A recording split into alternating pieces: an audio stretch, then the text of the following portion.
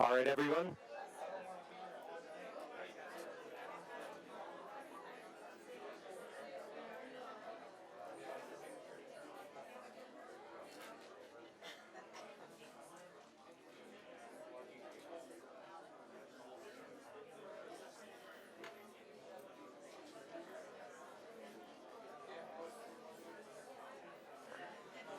All right, everyone, just let's go ahead and come on in. We're going to start the meeting in about a minute or two.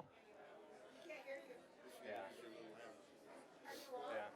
I just had her turn up the volume. Can you turn it up a little bit more?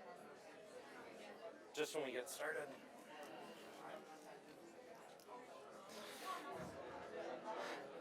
All right, here we go.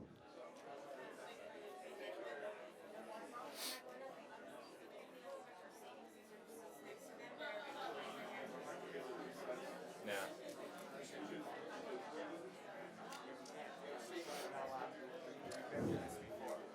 All right, everyone, gather in and sit down, grab a seat. We're going to go ahead and call this meeting to order.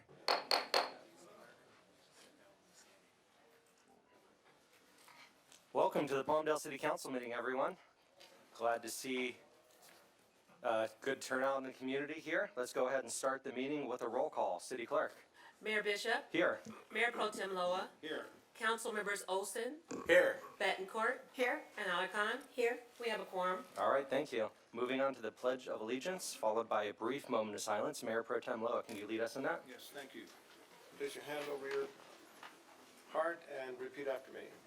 I pledge allegiance to the flag of the United States of America and to the republic for which it stands, one nation, under God, indivisible, with liberty and justice for all.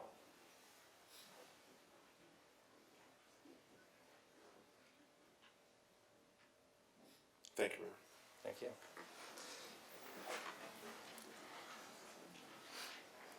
All right, so that's going to move us on to our cute critter video. This is the presentation portion of the meeting. So every meeting we're starting to do a cute critter video with the animal shelter, so go ahead and start that.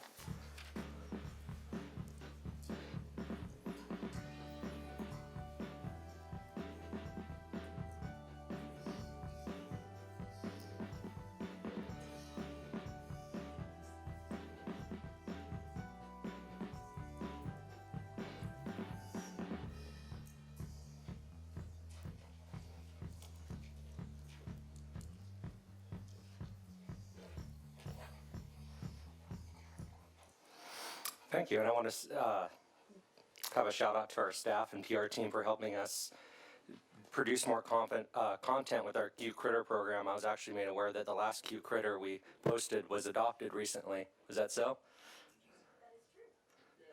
So we're having success with that, and it's nice to see an animal find a forever home. All right, item number 4, presentation, certificate of recognition to Calkin and Samuel of Pete Knight High School. They're their 2024 Edison Scholar. She received a $50,000 grant from Southern California Edison. She certainly is impressive, and she had an awesome video, and we're going to share that with you, and then I'm going to go ahead and present her with the certificate. Hi, my name is Calkin Samuel. I go to Pete Knight High School. I'm currently undecided on which university I plan to attend, and here's my story. Growing up in an area surrounded by aerospace companies, my fascination for STEM grew. However, with few women role models in STEM, I often doubted my capability to pursue my interests. This issue of representation within my community impacted how I viewed my future, narrowing the paths that were in fact wide open for me to venture. Although, as I began middle school, I entered a STEM class taught by a teacher who persistently inspired me to reach beyond what I believed I could achieve. We enrolled our class in science Olympic competitions, created build events, and even took me and select peers to a Girls in STEM conference, allowing us to envision a future where we could succeed in our aspirations. Entering high school, I joined my school's engineering academy, immersed in a world where my creativity could thrive in a team environment. Whether it was building robots using fuel cells, creating an LED lamp customized toward consumer compatibility, designing a hands-free sanitizing machine through endless hours of code, or creating a device to assist dogs as a walking aid.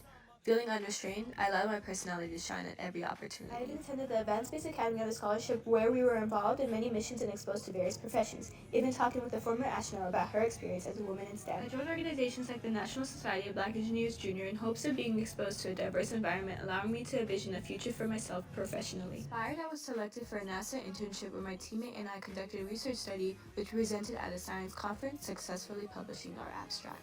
Throughout these experiences, I have become further exposed to how vastly underrepresented women continue to be in the STEM workforce. I plan to use my education in the STEM field to continue helping girls realize that their aspirations are achievable and well within their reach. Realizing my passion, I plan to create a STEM outreach center for women in my community. To construct mentorship programs between local schools and engineers like myself to create STEM showcases and opportunities to help cultivate a community like the one I am grateful to have surrounding me. To use my platform to empower young women in STEM, creating an objective to impact my community by inspiring confidence to boundary that discourages many women of color from pursuing STEM degrees and careers, just as my STEM teacher was able to inspire within me. Can you believe that? Look at that. All right, come on up. What an exceptional human being, and we certainly are lucky to have her within the city of Palmdale, and look forward to see what lies ahead in your future. Why don't you tell us a little bit about what you have planned? So right now, actually later today, I'm going to commit to Princeton for my bachelor's. I'm going to go into mechanical and aerospace engineering. And you're coming back to the Antelope Valley, right? Hopefully. We have plenty of aerospace jobs, so when you're ready, we'll be here. This is just a little certificate of recognition, small token of our appreciation. We wish you the best of luck on behalf of the City of Palmdale and the City Council. Congratulations on that awesome scholarship grant. We know you'll put it to use. You get the rest of the council and take a picture. You guys want to stand up and then we'll do a picture? You guys want to come back here? Can we also just take a moment to acknowledge the parents who are here, who raised this bright, beautiful individual?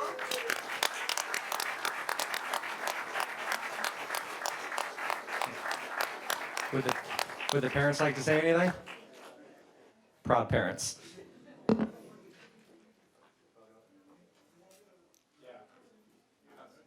Yes, he's got to get in.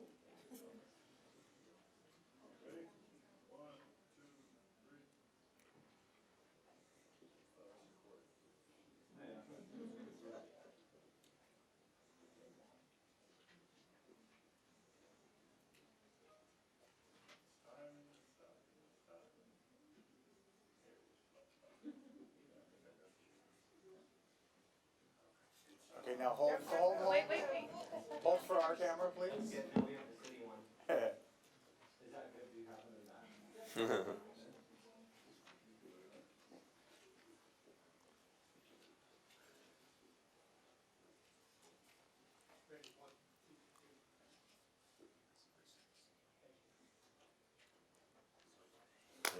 One more round of applause. Thank you. Congratulations.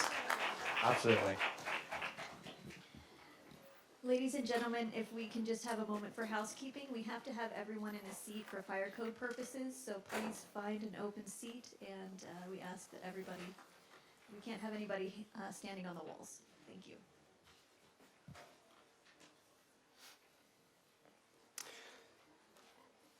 All right, that takes us to our city manager. Are there any items to pull from today's agenda? Yes, Mayor, we'd like to pull 6.6 and 8.1 and move them over to the next meeting. Okay, thank you very much. And moving on, City Clerk, can you please play the public comment code of conduct and read the public participation statement, please?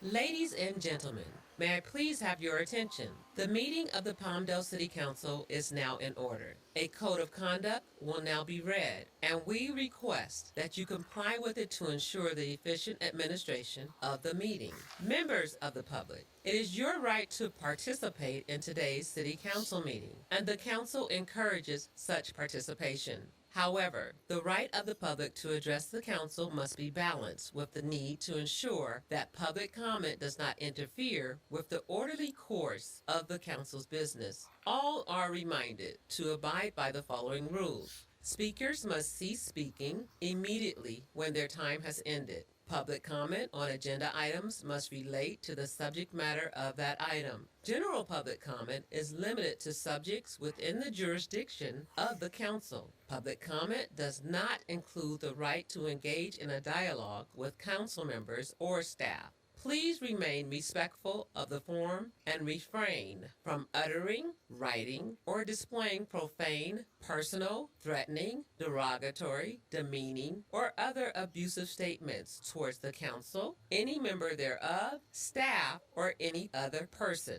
Members of the audience should be respectful of the views expressed by speakers, staff, and council members, and may not excessively clap, cheer, whistle, or otherwise disrupt the orderly conduct of the meeting. Any person engaging in conduct that disrupts the meeting is subject to being removed from the council meeting. Finally, if you witness conduct or behavior by other members of the public that disrupts your ability to remain engaged or participate in this meeting, please notify city staff. Thank you for your cooperation.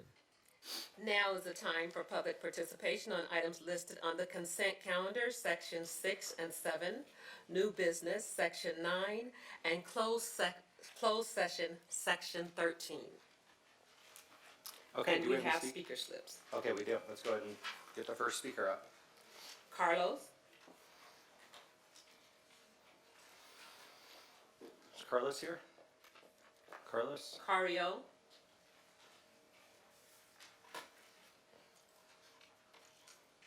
Arias, Here we go. Come on up.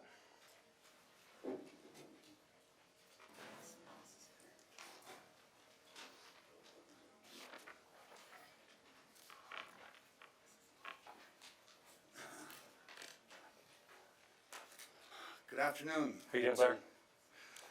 My name is Richard Dawkins. I'm here on behalf of a friend in regards to the, I don't know if it's a zoning issue, to the East Palmdale proposed low-income housing development. Is that Mason's Village? I'm guessing somewhere off of 50th? 55th? One second. City Clerk, is now the time to hear that, or is that? yes, that is under new business. Okay, perfect. Okay, yes, please. Is it? So it's a separate item? We were instructed to be here. So if you're Oh, no, here you- for item 8.2, we will have a separate public comment section for that after we get through consent item and new business and closed session. So we will call that item specifically. We just have Forgive me. different. Thank you. As it stated, Yeah. 9.1, that's what it stated on it. Okay, thank you. Sorry, we'll get to it. Okay. Moving forward, next. We have speaker. David Harris. All right. I know David's here.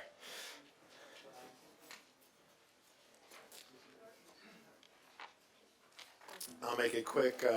Good evening. David Harris here to speak on behalf of Waste Management. Am I in the right time slot? Yes. I want to talk about Waste Management and what they do for our community. As many of you are aware, and a lot of our volunteers in the audience are aware, they provide a lot of community service.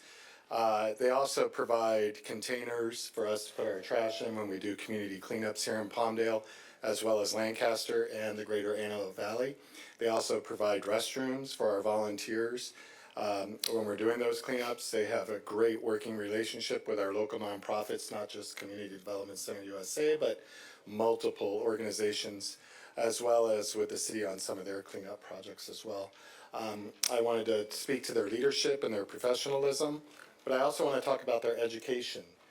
They also provide a lot of community education on a lot of state laws that are imposed upon us, state laws that are regulated, not necessarily that Waste Management regulates or imposes those laws, but they are in charge of regulating, and sometimes they get the short end of the stick on having to defend fee increases and things like that. So on behalf of Community Development Center USA, I support and we support my board chairs here this evening as well.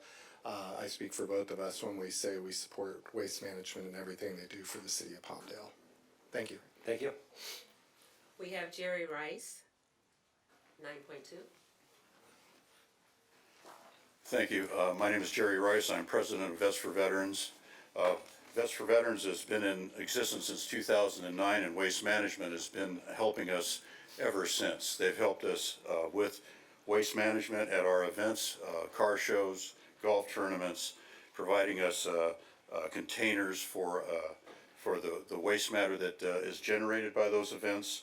And they've also supported us financially through their generous donations because they believe in our work for veterans, and it's Vets for Veterans' wish that we can continue to collaborate in our efforts to help veterans in this community. They've been most helpful, especially with the voucher system, being able to clean up veterans' properties that would be sometimes cost prohibitive, and they've been able to help us in a special way that way. So I just want to give them all the props I can for all that they do in this community, and I hope that we can continue to collaborate with them in our helpful efforts towards veteran homelessness and future employment.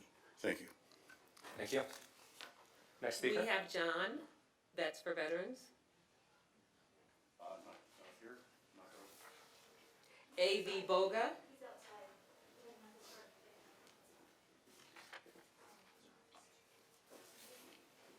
Ladies and gentlemen, if you have speaking cards, they need to be turned into the clerk. A.V. Boga. Yeah, do you want me to wait for John or? No, you can come up. Yeah, come on up. Bud John in queue. All right. Good evening. Thank you guys for having us. How you doing?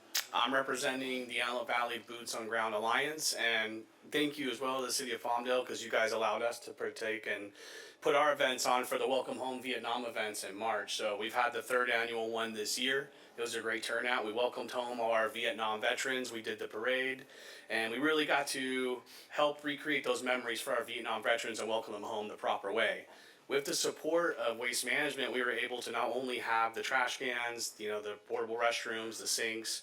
So it allows us to obviously have the event and not use those funds, because that event with all the volunteers and everything that comes from the event is strictly fundraised, right? So Waste Management and their staff, very helpful from the start to the finish. They guide us, they make sure that we have enough of the containers, we have enough of the restrooms and the sinks, and the support and the professionalism from them is great. And then on a side note as well from Antelope Valley Boga, the education that was mentioned earlier, I first got introduced to Waste Management and their staff through my wife as a teacher, and they had different field trips and stuff at Waste Management. So the relationship to the community, to the nonprofits, to the organizations, without them, it's instrumental to get those events done, right? Because we don't have the money and the funds to pay for the event space and all the other things, right, related to that. So just want to make sure that the note and the recognition to them for putting on those events with us. So that's it, short and sweet.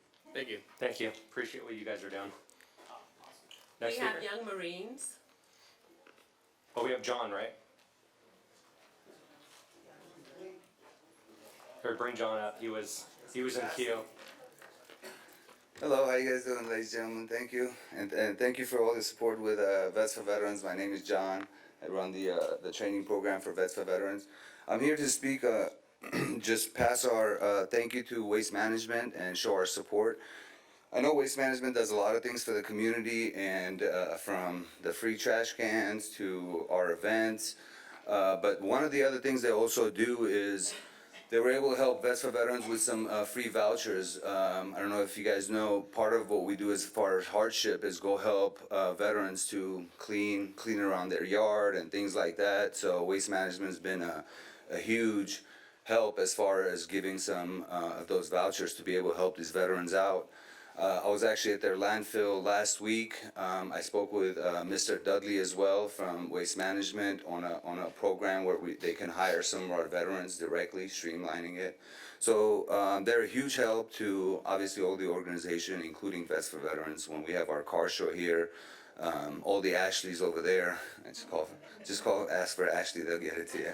Sometimes Dudley picks it up as an Ashley. So I mean, it's definitely a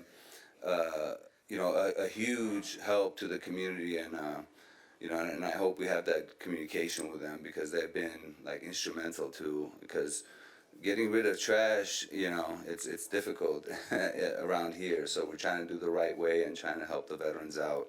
And I just want to thank Waste Management and everybody there, including the Ashleys, because they're so responsive, that helped us and helped the community and helped the veterans, and hoping that they're going to be able to hire some of our veterans along the way. So thank you, and thank you to the city for the amazing support at our event. I personally want to thank you. That's going to really help a lot of veterans. So I appreciate it. Thank you. Thanks, I Sean. didn't even miss the time. That's perfect. Thank you. And I think we have a new term now, the Ashleys. Yes. Okay. Young Marines.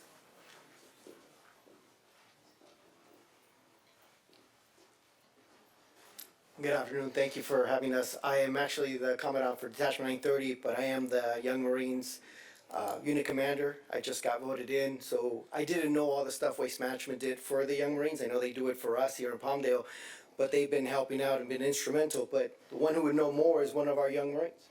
Please. So, hello council members, my name is Young Marine Master Sergeant Gomez. I am with the Court Hill Young Marines unit. So, I'm going to speak about waste management right now, how their staff is very helpful, supportive, and how they manage our waste perfectly. So, I live in Antelope Valley, or not Antelope Valley, but Ana Verde. I live on King Cup Terrace, and every Tuesday or Wednesday, can't remember the day right now off the top of my head, Waste Management comes up with their garbage truck, they pick up my trash, and they go. So, here's the thing about Waste Management though. They are very supportive. So whenever I forget to put my trash cans out, I lose a trash can, like for example, it would be damaged. They would always replace it, and of course, if I forget to put it out, they'd always come back up and follow up to make sure everything has been handled.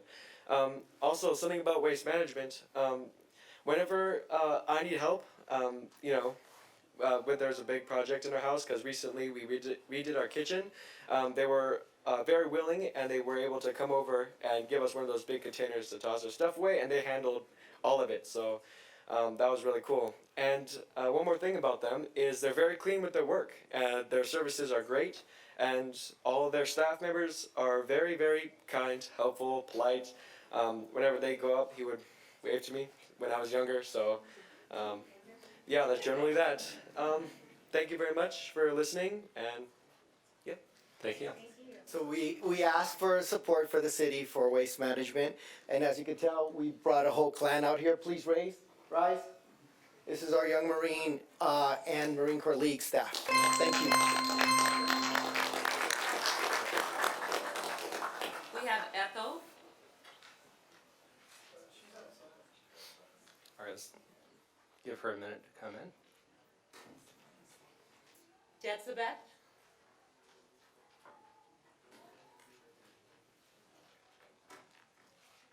Janet.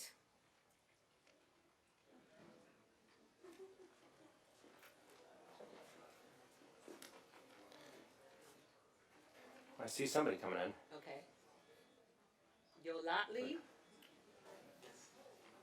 Come on down. Hello everybody, my name is Ethel Zafranco. My husband and I are professional muralists, arts facilitators, and I'm currently pursuing my master's degree in art therapy at Loyola Marymount University. Palmdale is my hometown. I grew up here, I went to school here, I've worked here, so I'm very well aware of the need for community engagement, arts programming, and workforce readiness training for the youth in this community. On the east side in particular, our mural mentorship program was awarded a state grant last year, and with that we took 6 high school youth and equipped them with the tools to express themselves creatively, create their own opportunities for entrepreneurship, and uplift their own neighborhood through making murals.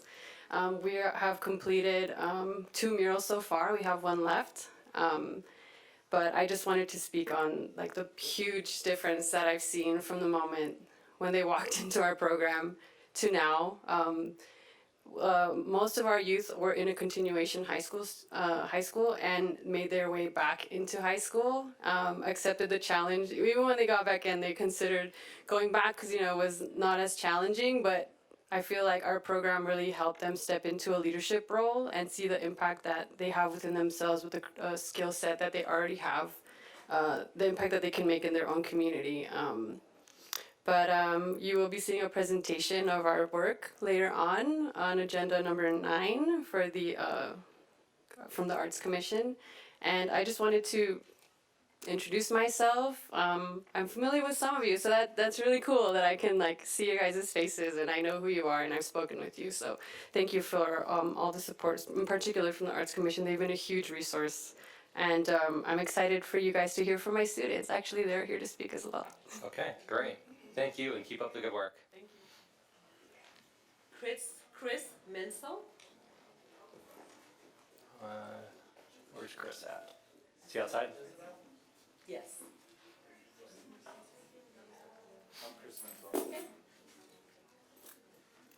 Hey, Chris.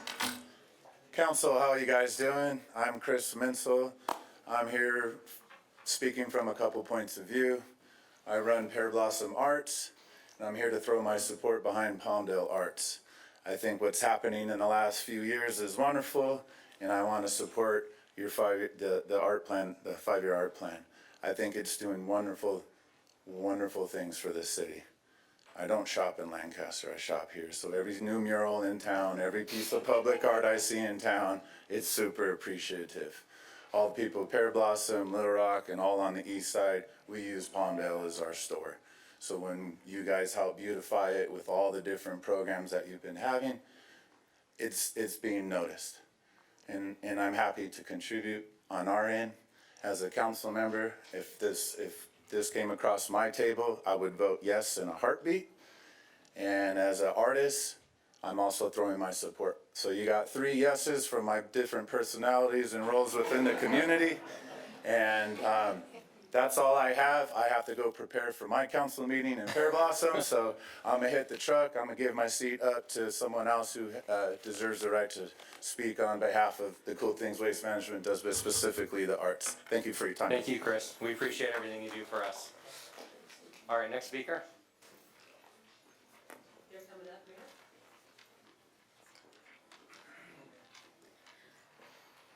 Mayor. Hi, my name is Jetsi Beth. I'm with Echoes Group. I'm one of the students that has been in.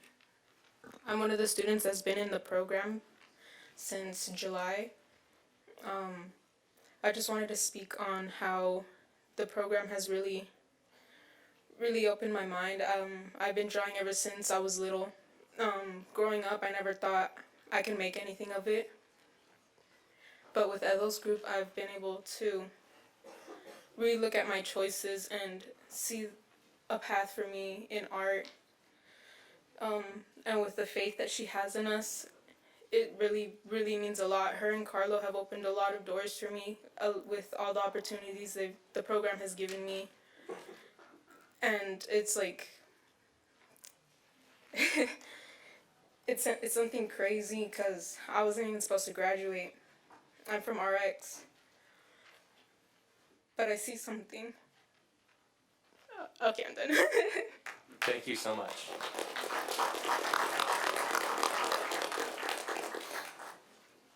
All right, next speaker. Janet Lopez, Yolati. Carlo.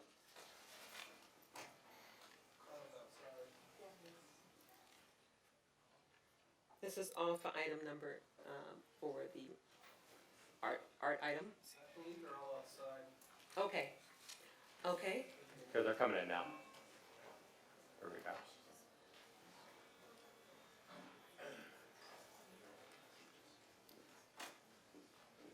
Hey, come on down. How you doing? Okay. My name is Jenna Lopez. My daughter's part of the art mural, and I feel like it's very, very good for the community. Love having the community together as it should be. And it's just something amazing to see the kids and the organization, Palmdale, Lancaster, getting together and making the community better. Thank you. Hey, Carlo. It's hard to recognize you without paint all over your I know, shirt right? and hand. Well, just to introduce myself, I'm Carlos DeFranco, one half of Aquemini. My wife just spoke. we were a little nervous coming up here. Feels so official. Got a full house. No But I had a whole thing written, and didn't feel right to talk like that right now. Just to recap you guys on how the program's been going, everything's been going according to plan, which has been great. But the byproduct of it all, completely unexpected. The just the impact has been overwhelmingly positive, and really no need to go into detail. That's really all I could say. So thank you guys for the opportunity, and hope to be talking to you guys again soon. Thank you, Carlo. We appreciate everything you and your wife and everything you've done to help make Palmdale a more beautiful place. I appreciate you coming out to the paint days, getting your hands dirty. This guy's for real, by the way. This guy really stays and paints. A lot of council members come by and don't want to get paint on their clothes, but calling you guys out a little bit. I want to see you guys out there. Anything that makes Palmdale a better, more beautiful place to call home. We love it. Cool. Thank you, Thank guys. you.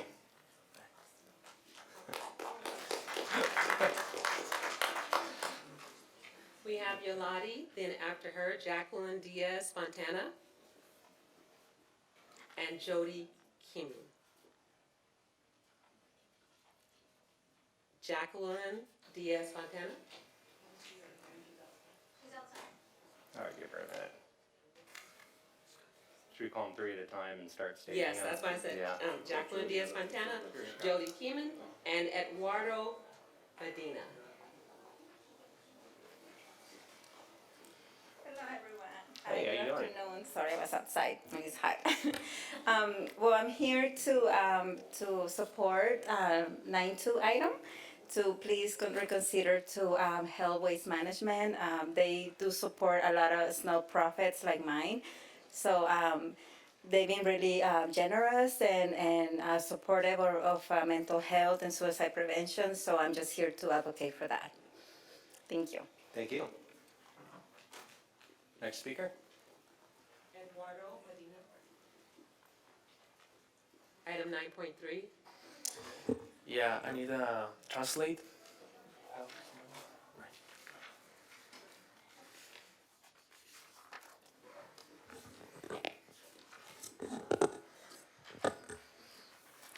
Buenas tardes a todos, Good evening, everyone, miembros del concilio y personas que nos acompañan. members of the council and those who have joined us. El día de hoy estoy aquí para hablar sobre el punto 9.3, que es acerca de el servicio de Translate. I am here today to speak on item 9.3, which is related to interpretations at the council meeting. Es muy importante para nosotros y para la comunidad de Palmdale tener este servicio, It is more important for us and for the community of Palmdale to have this service. que creo que este servicio ni siquiera se tendría que pedir. And I believe this service should not even have to be requested. La razón es demasiado grande. The reason is too great. La población de Palmdale, para quien no sabe, es el 72% latina The population of Palmdale, for those that don't know, is 72% Hispanic, y solamente el 28% son otras razas. and only 28% are other races. Va a ser otro año más luchando para que este servicio se pueda implementar. It's going to be another year of fighting to have this service implemented.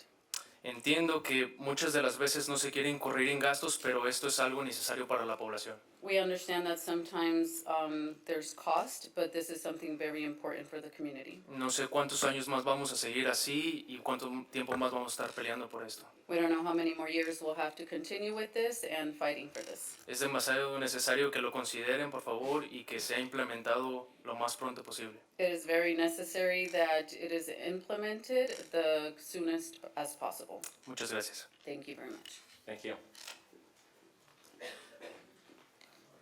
Next speaker. I think. And then Jody. How you doing?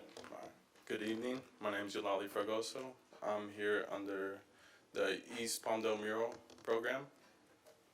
And I'd like to talk about how ways it benefited me. It made me made me more focused on my career and made me realize what I want. And what I want is to be more fulfilling and be meaningful. Working with the community has realized that overall I like the positivity I produced, and it made me feel good, and that's what I'd like my career to be based off. My mentors connected with me with beneficial relations and resources. Relations with other artists that also influenced me. Before this program, I was very just go college, do a trade, and just continue my life. Very to me it was very basic. Now that I've seen different points of views of how everyone's career, and it was very just for myself, and now I want, from all the influence, I want to just be more for the community. Some feedback I've gotten from friends and family is my friends think it's very positive what I'm doing, very influential to them as well, and my family see it as a great resource and place to put my efforts and time into. Thank you. Thank you. I'll turn that down a little bit. Mayor, there are no more speaker cards for this section, Okay. for those sections.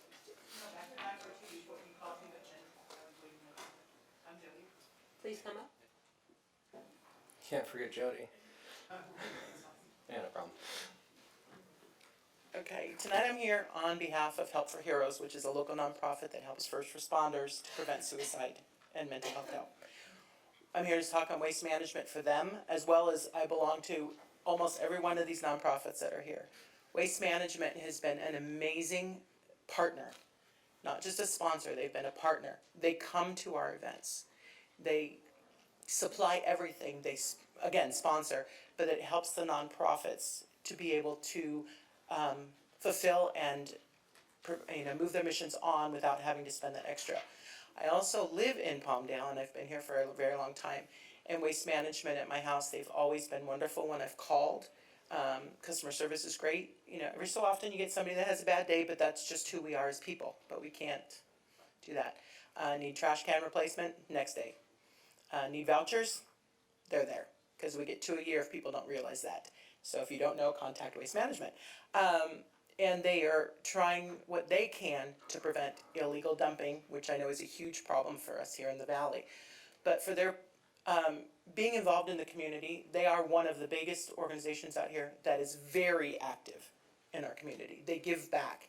So yes, we pay our monthly bills, but then they turn around and they reinvest into the residents, the students, the organizations, and the businesses.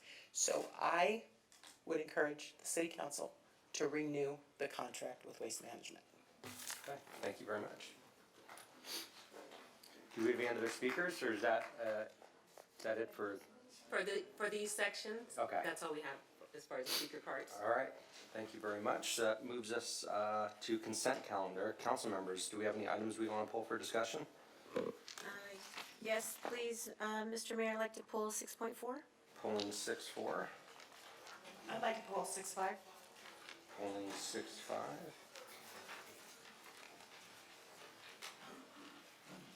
I'll move to approve the balance of the consent calendar. Okay, we have a motion for the balance. I'll second. We have a second. Yeah, I believe we should vote in the computer system.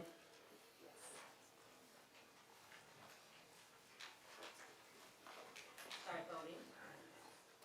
Let's go ahead and post the results when they're ready.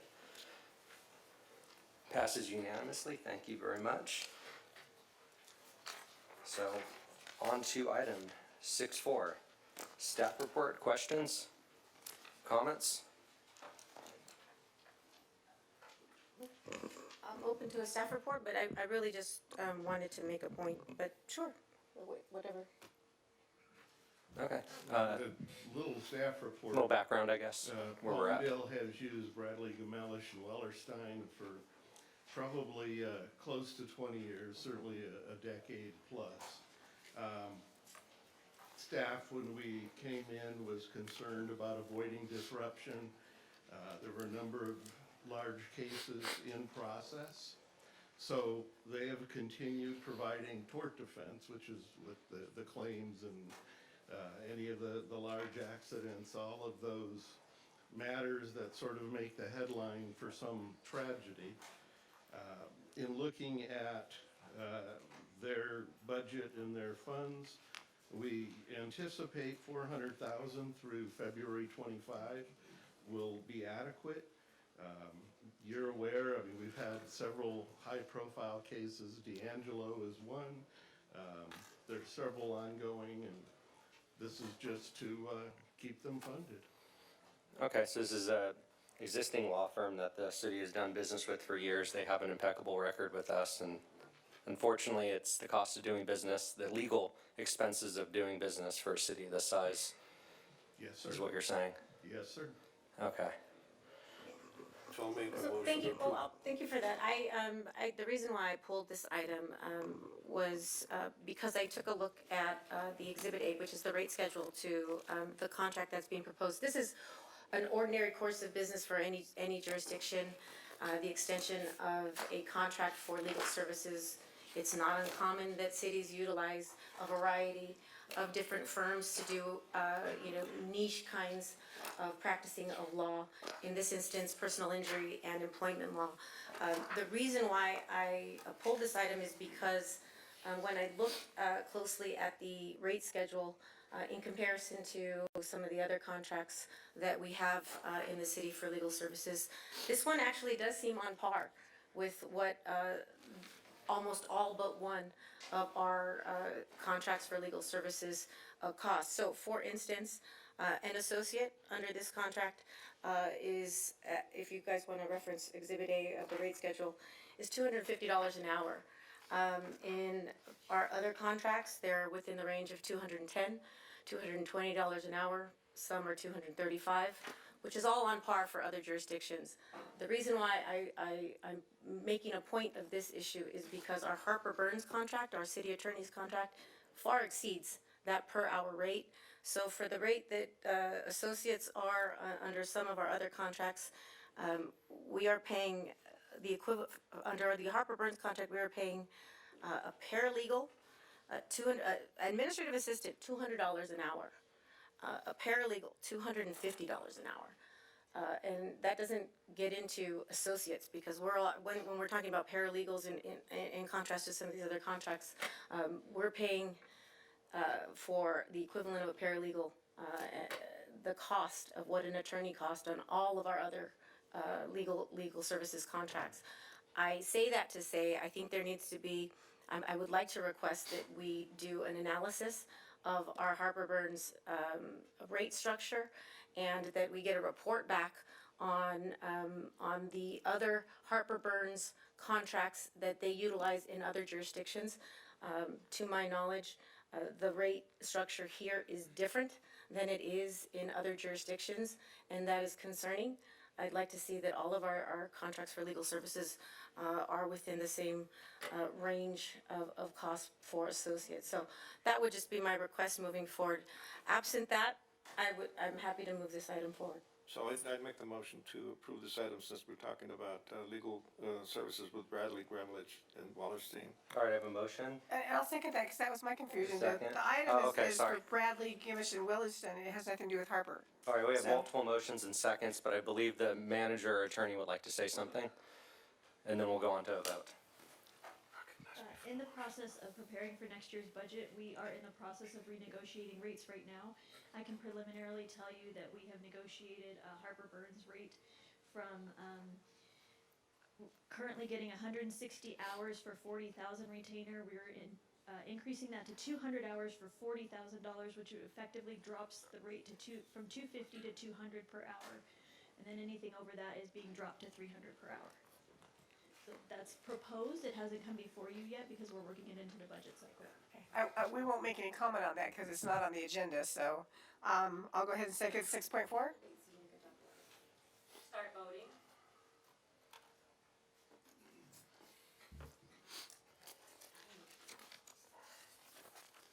Motion passes. Okay, thank you. Passes unanimously.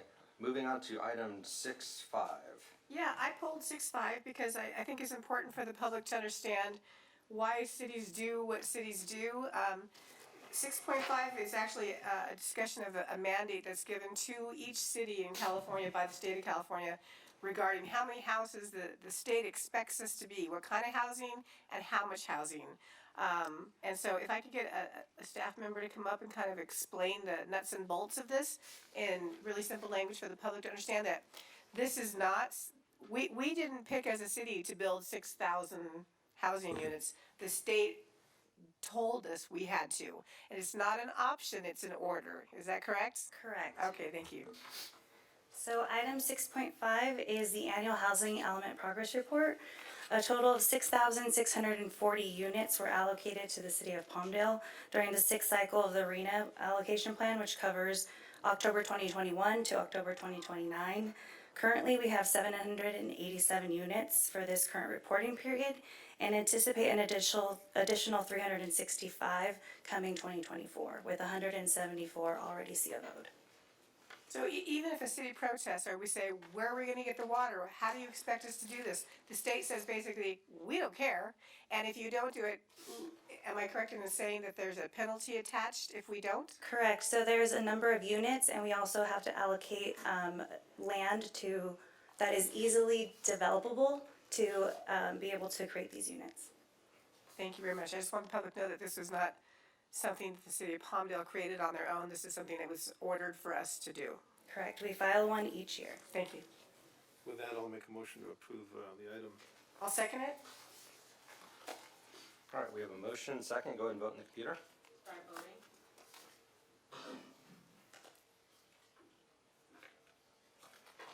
Motion passes. All right, thank you very much. Item number 7, joint consent calendar item. Can I get a motion and second to approve the joint consent calendar for the City Council Palmdale Financing Authority Resolution CC 2024-030 and PFA 2024-001? I'll make a motion to approve. Second. We have a motion and second. Go ahead and vote. Start voting. Motion passes. All right, passes unanimously. Thank you. Item number 8, public hearing. City Clerk, will you read the resolution for title CC 2024-031? I think we pulled that, sir. Oh, heck, you know what? We did. That's moving on. Okay. 8.2. 8.2. City Clerk, please read the resolutions for CC 2024-048.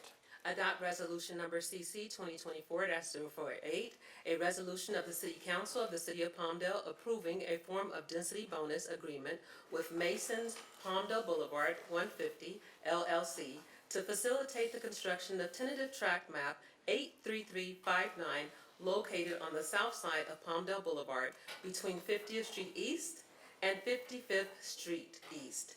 APN 3023-002-084. Okay. At this time, I'll ask for a motion and a second to adopt the resolution CC 2024-048. Move to adopt the resolution. I have a motion. Wait, you have to do a public hearing. We need to open the public hearing, take public comment, close public hearing, and then move the item. Right, we do the motion second first, right? You still need to open the public hearing. Okay. So can I get a motion to open the public hearing? I'll make the motion to open public hearing. You can just open it. It's Okay. mandatory. Yes, no. I'll second that. Okay, so the public hearing is now open. You seconded your own. So let's go ahead and get a staff report, and we will be hearing from the public. Don't worry. All right. Good evening, Mayor and Council. The item before you is a density bonus agreement to facilitate the construction of 191 dwelling units consisting of single-family residences, accessory dwelling units, and junior accessory dwelling units for tentative tract map 83359 located just south of Palmdale Boulevard between 50th and 55th Street East.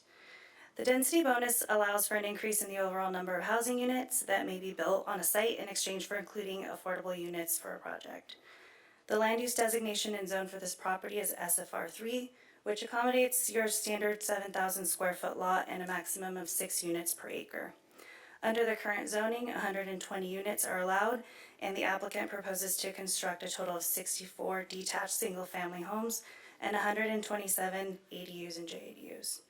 It is important to note that under California fair housing laws, the proposed ADUs and JADUs are not subject to jurisdiction's density requirements. Additionally, the applicant has requested 2 concessions as part of this agreement, including the use of asphalt shingles for the roofing materials and reduction in the required width of the garage from 20 feet. This concludes my presentation. Staff recommends that you adopt Resolution CC 2024-048. Staff and the applicant is available for any questions. Mr. Mayor, I want to add a little bit to that. As Councilmember Bettencourt mentioned, when it's come to housing the last few years, Sacramento has essentially stripped local control. It's taken a lot of power away from the city council, including density bonus. What the state law says, and it is applicable to charter cities, it's across the board of housing matter, that you must. It isn't a discretion. It is something where if they've offered up the affordable units, the 10% factor, you have to approve these. There's waivers and concessions. The state's theory is developers will recoup part of their cost for the affordable units by the extra units, the density bonus. So it gives them the extra units to create more profit to offset the cost of the affordable units, which essentially they're subsidizing, Gesundheit. And so I don't want the issues to get confused. The project approval happened at the Planning Commission. So the project, the map's approved, correct? Correct. This is simply that document. You'll see it's a contract that lays out the requirements to define and preserve the affordable units. You'll see a lot of accounting and annual reporting and things in that agreement. So I just want the public and everybody to understand your powers have been critically compromised by Sacramento for the very purpose of encouraging or accomplishing additional density. So we understand it can create a lot of upset, no doubt about it. Every city across the state is experiencing this because your local control's pretty much been taken away, just like was mentioned for the housing element. So with that, take it away. Can I I'd like ask to- a question? Sure.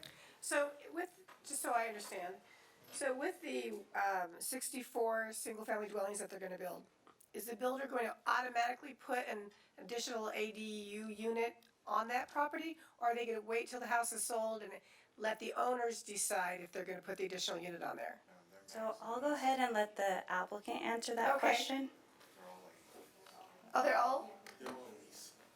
Is Kevin here? I just really wanna understand this. Yeah. Okay. I can wait for the answer. Thank you.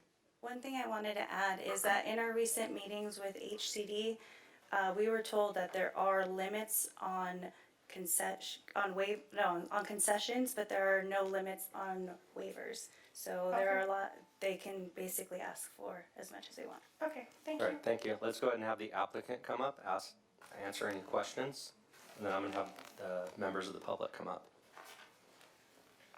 afterwards. How you doing? Thank you, Mayor Bishop, members of the council. Hunt Brawley with the firm of Poole Shaffrey on behalf of the applicant, and our whole team is here to answer any questions you have. I want to echo what the city attorney just said. Unfortunately, I'm sure from your perspective, you don't have any discretion tonight. These are waivers design waivers, we would call them, that you must approve tonight. And I want to make the point they are important to make this project viable and allow us to complete it. It's also important to note that we could have asked for, as I think your staff person just indicated, lots of other waivers, more waivers. We did not. And I think that's an important point for you and the public to know. I also want to remind you that this is the third project that this developer has done in Palmdale. One's been completed at least for 18 months, similar to this. The map, the site map, maybe they should put it up so you can look at the project. The adjacent site is just about or almost finished construction, almost fully leased. This will be a similar project to that. We understand there are concerns from the neighbors about the impacts of housing and this type of housing, but we think we have a tremendous track record in this city of how successful these projects have been. And even though they are affordable, the tenant mix, and they are rentals, so I want to make clear they're not ownership, they're rentals, and there's an ADU on each one of the lots, as is the previous two projects that we've done, is who is living there? They're teachers, they're local employees, they're people who just could not afford to buy a home or higher rents. They're your residents. 75% of the people leasing the property next to this project before you tonight are from Palmdale. They were living somewhere else in Palmdale. But they're going from maybe a property that was built in the 1970s to a brand new property with much better quality, a community space, and the ability for them to move up into the social economic ladder, be good citizens. You will hear complaints tonight about construction problems with the site that we just finished. The applicant is here to answer any of those questions and concerns you might have and ensure that doesn't happen with this project. But again, we think our track record is good. We know there is some fear and concern in communities about what they think may be happening there and the type of people they think may be moving in there. That's just not the fact. And the record speaks for that. The project from 18 months ago speaks to that. There's been no issues that have been brought to our attention or the city's attention of increasing crime or any other issues. Same goes for these two projects. So again, we urge you to vote yes, since that is what you have to do under the state law. We continue to want to be good neighbors for all three of our projects in the city of Palmdale. You've been extremely supportive. And if there's technical questions or questions you have about construction and how it doesn't have impact on adjacent property owners, you can call our team back up after the public comment. Thank you very much. Thank you. All right, let's go ahead and hear from members of the public. Can I just ask you to just to state for the record, how many of the total units and then how many will be at affordable rates? So that there's clarity amongst everybody that it's not like the entire. Well, no, it is, for the record. The whole project is an affordable project. The 10% is a state law and which triggers a density bonus. You have to have at least 10%. But this project is 100% affordable. But the 10% is reserved at a lower income level, right? Yes, it is. It's at least 10% below 60. At least 10% below the 60% level. So the rest can be up to 60 or 80% of AMI, yes. Thank you. Okay, let's go with our first public comment. Jacqueline Cardona. And after her, Tori. The gentleman you called first can stand in line. Hello. So I'm here to oppose the building. I hear everything they're saying. We're not saying that they're not great builders. We're not saying that it's gonna benefit the community, but not directly where we're at. We're homeowners, we're, family-oriented neighborhood. No, they do not answer us. So one of them, we're supposed to go see my house to extend a wall and, do other things. No, they do not care for people that are already living there. I understand there's a lot of people low income, they need affordable housing, but why not do it where there's already apartment buildings, where there's not, families and, things like that. None of these people live in Palmdale. I've been a resident for 12 years, and all we're asking at this point, because there's already the existing and everything they did, to close our neighborhood off with, let us be our own neighborhood, and then they could have their neighborhood that's currently already there. We're also asking for no more buildings. 191 is just devastating to my family. And I think, like I said, they don't live here, so they don't, why not go do where there's more apartment buildings instead of family neighborhoods? That's all I could say. I oppose it, and please, think of us who live in the city, who pay taxes to the city, who our kids go to the schools here. They don't do anything of that. They're not gonna come and live in Palmdale. So they're looking out for their money, and no one's saying that they're bad people or they're bad builders. You know what I'm saying? So we're trying to speak up for all of us, and I hope you guys make the right decision and think about us. And yes, I've been affected directly by them. Can I ask you a question? So, Of the city attorney. So, it's been stated here that we have absolutely no discretion because this is mandated by the state of California. Correct. The statute very clearly says if the builder, the applicant, whatever you want to term them, provides at least the minimum 10% or more, as they said, the city shall approve it. It's one of those that, we'll just say, the state legislature, Sacramento, HCD, all of the housing forces have recognized that affordable units and higher densities usually aren't welcome in communities for a variety of reasons. And the last legislative changes to this density bonus law have basically said, we're going to cut off all your dodges, all your ways to say no.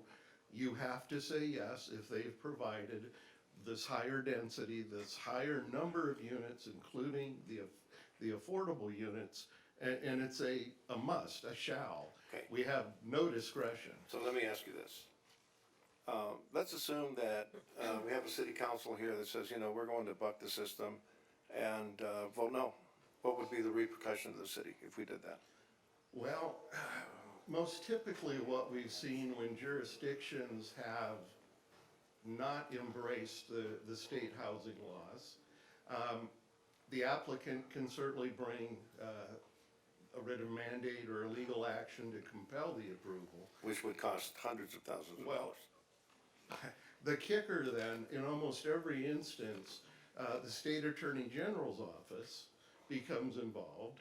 They created a couple years ago a special housing enforcement division. When they started, there were 25 attorneys. There may be more now. They have city of Huntington Beach, city of Anaheim.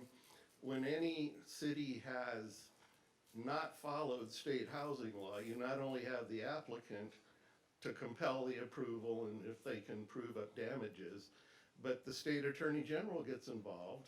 And so we're fighting the 1,000-pound gorilla rather than the 800-pound gorilla. With about a 100% probability of losing if we should do that. Yes, sir. So who fights for us? Who protects us, the residents of Palmdale? Ma'am, I just wanted to say this. People keep voting for the same legislature and the same governor and the same members of whatever, and this is what you're getting, okay? There is no protection. You can have a seat.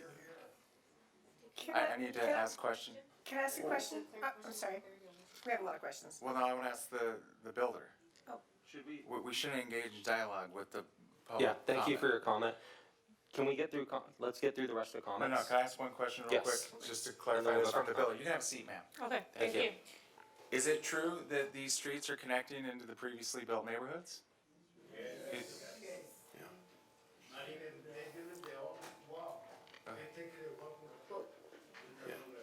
Can the applicant respond, please? Mayor, I just wanted to, I want to clarify something, because I think that as the speakers that are opposed or maybe in favor might get a false sense that we have some kind of discretion here when there isn't. And I thought I would bring that up at the earliest moment. And I just want to make it clear to the public commenters, we cannot engage in dialogue back and forth with you. By right, we can with the applicant, but we cannot with you during public comment. So we're not trying to ignore you or be rude, it's just legally we can't. Okay. So, Mike, I have more questions then. So, by law, we have to prove the bonus density, but do we have to approve, why do we allow the streets to connect into the existing neighborhoods? Do we have to approve the shingle rooftops? Do we have to approve the waivers? To these streets, that was handled at the planning commission. Planning, public works, the subdivision maps, that was all done there and has been completed. Appeal period has lapsed. That's a done deal, so to speak. The part coming up to the council, the density bonus agreement, yeah, the state law again is very favorable to those that are willing to build affordable units. There are two type of benefits they can seek. One of them is a concession, which is the best way to describe it in my mind is it takes a code requirement and it says, no, you don't have to do it. So here, in the waivers, you can have, as the applicant noted, concessions you're limited on as an applicant. Waivers, you can ask for 1 to 1,000 should you want. With the key being, again, our friends in Sacramento have said, you have to tie those, you have to say, you need these to be able to make these financeable or make these units fiscally possible. Your requirement of the more, I don't know if it's tile or whatever sort of more non-asphalt roof is something that was viewed going to the asphalt was a cost savings that allowed this project to move forward. That's pretty thoroughly discussed in the documents before you. So you've got the cost saving from the roofing, and you've got the extra, I'll say small, whatever, parking space. Again, they could ask for a lot more. Whatever reason they didn't. But those are expressly approved by our friends at the state as gives you gotta give. And particularly when they are linked to making the development fiscally suitable or fiscally able.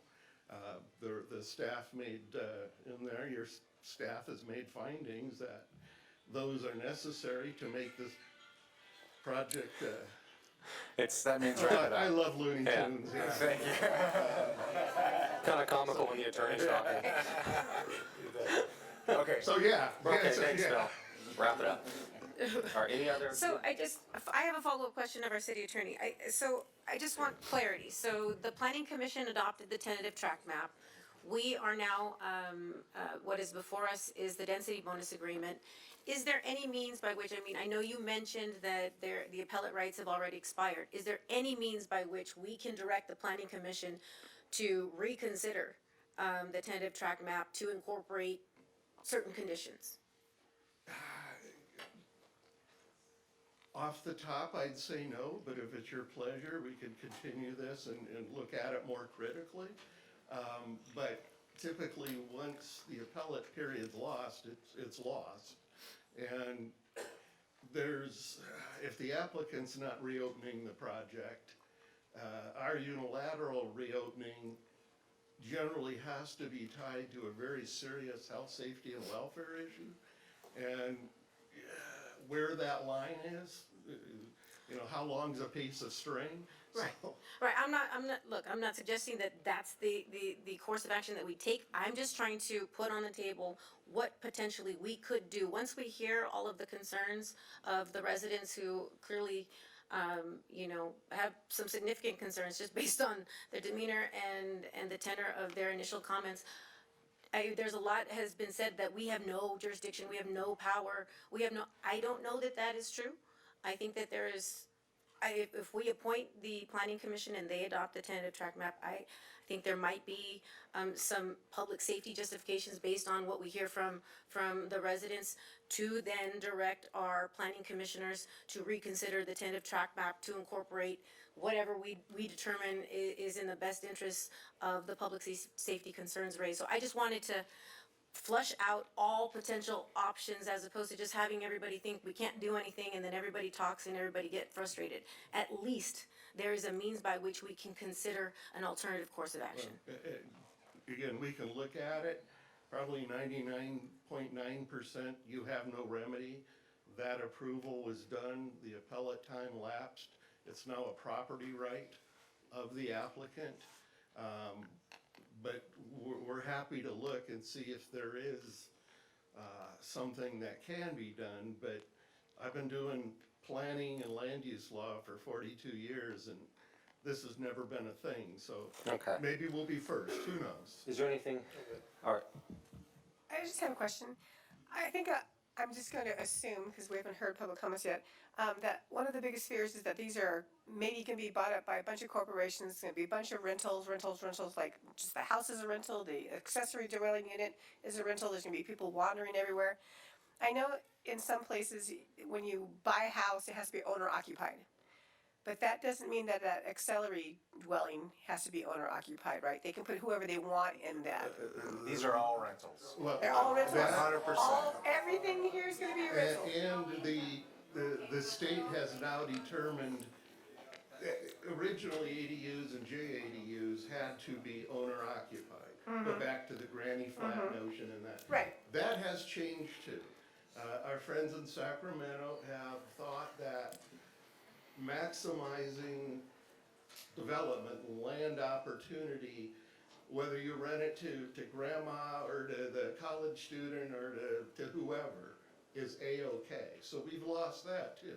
There's been So there's really nothing relentless we can do to erosion. control who goes in those dwellings. We have only our standard nuisance conditions, our standard police power, noise ordinances, things like that, bad behavior. But to try to in any way regulate who can be the occupant, again, Sacramento stripped you bare of Yeah. that. Okay. Real quick, and then I want to get Yeah. back to public Just- yeah, comment, real and then I quick. want to hear what the concerns of the residents are and see if we can mitigate some of those concerns with the applicant. And to that point, as the public commenters come up to speak, there was reference by one of the previous speakers that you'd like some streets closed off. If when you make your remarks, can you specify exactly what you're looking for so that we can know what exactly it is that you want? Not to say that we can do it, but at least I would like to hear with Yeah. specificity what it is that you're looking for. I already have an idea which streets they're talking about, but yeah, we need to hear all the concerns and. But maybe we can get the applicant to, we're not gonna do that. Maybe we can get the applicant to state why the street's connected. Is it a safety issue? Is it a convenience? Yeah, so, Mayor Bishop and council members, my name is Kevin Harbison, I'm with the applicant. So the first project that we constructed in that area, we actually purchased an already approved tentative map that was already designed with that street configuration. And then the second map that we actually entitled ourselves, it goes through the city traffic engineer and the alignments of the street. We are guided in how to connect to other neighborhoods by the traffic engineer when we design the project. So a lot of that is requested through the traffic department. Okay, thank you. All right, so let's get back to public comment. Let's hear what all the concerns are. Tori? Tori? You wanna come up? Oh, sorry, we had somebody in queue. Thanks for your patience. Hey, thank you. Good evening, distinguished people. My name is Richard Dawkins. I've been an inspector with the City of Los Angeles for the past 22 years. I am a Palmdale resident, and I'm here to tell everybody here that Gavin Newsom did everything all these people said. When it comes to the zoning issues, These guys are just talking about bartering Title 24. That's not, I believe that is not why people are here today. People are here today because the location upon which you chose for low income. Now, again, Gavin Newsom put the hammer down on your statute. You are required to have so much affordable housing. We have a housing serious shortage. Agreed. But let me ask you a question. Where has due diligence been exercised as far as studies to put these places? The place they're proposing is encompassed by homes that people have bought for their future to count on for their equity, their future. They're putting their money into the American dream, and with a stroke of a pen. And yes, you guys do govern zoning. Is this correct? You guys have a final say on whether or not they can do this. This is the crux of the matter. Where does this place go? Where do these guys go? Okay, because I'm sure most of these people here work very hard for their homes, and it's not much. And you know what? It's East Palmdale. Let's get real, okay? But you know what? These people are fighting hard for it. And what you guys have the power to do is say, I hear your concern. I hear your cry. That's why these people are here right now. I'm done. Thank you. Mr. Mayor?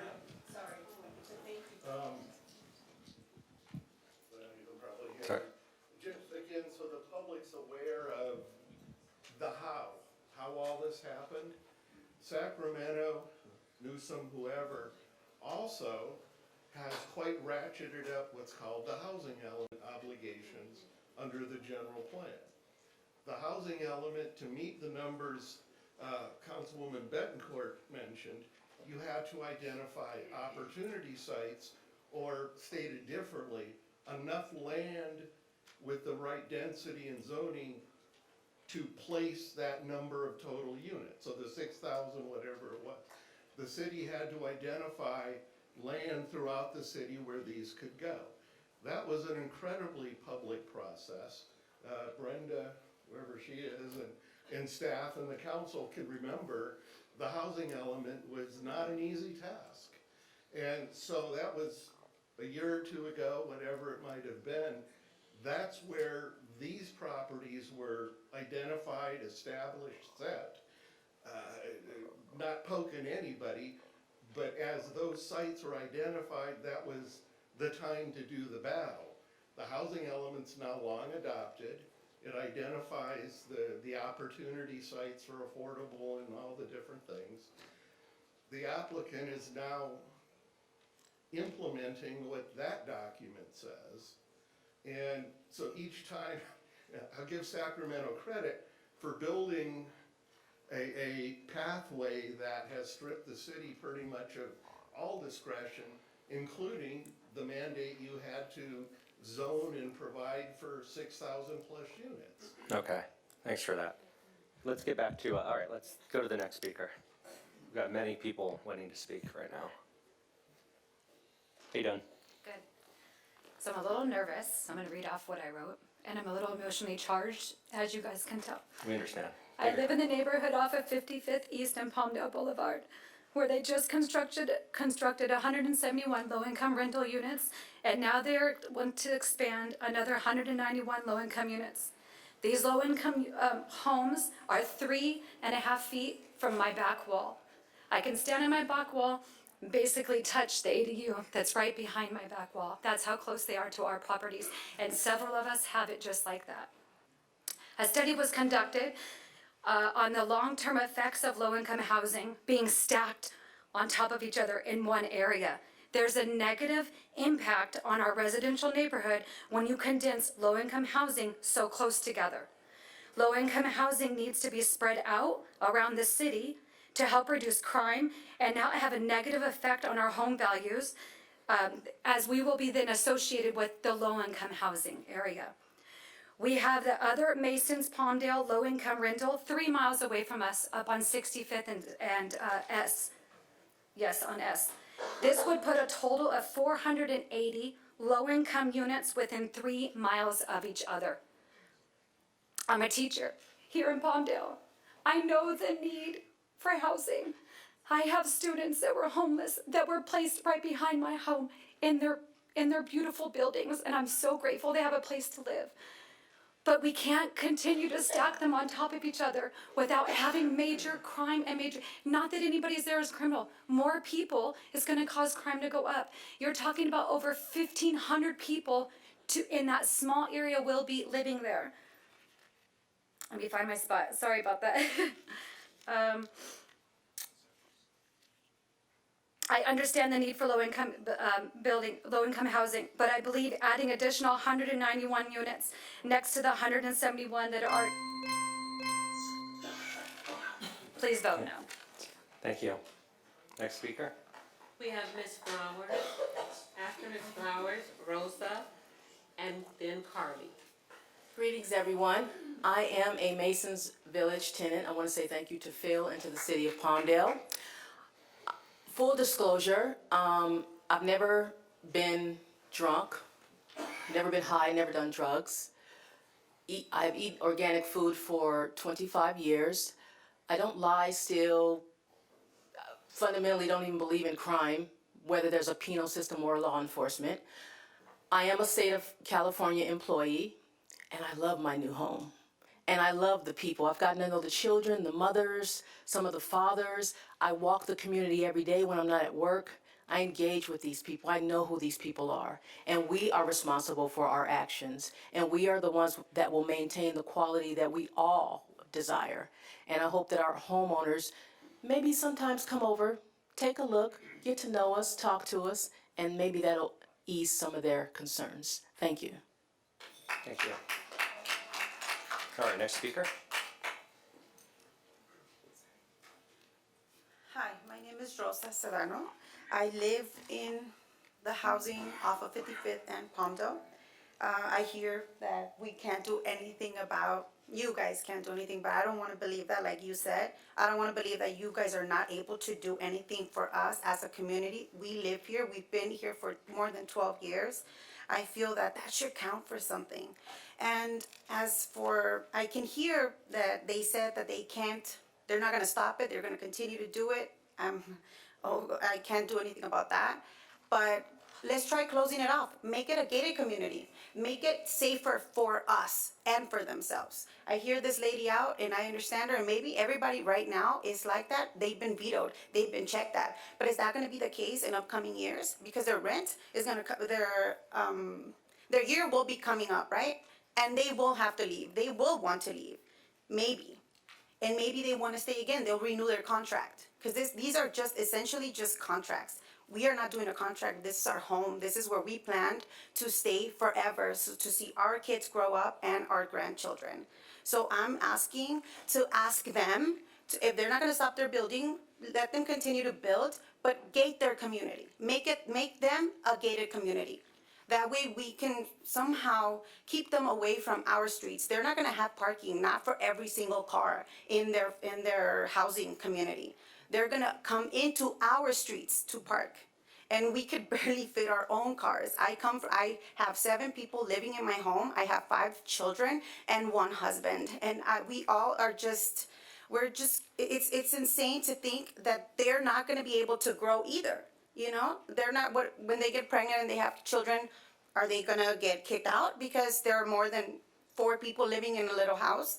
I don't think so. I think they're just gonna continue to grow and their kids are just gonna have cars as well and everything. It's gonna be a problem. Not right now maybe, but in the future. Thank you. Thank you. Carly, Karina, Barajas. I'm Carly.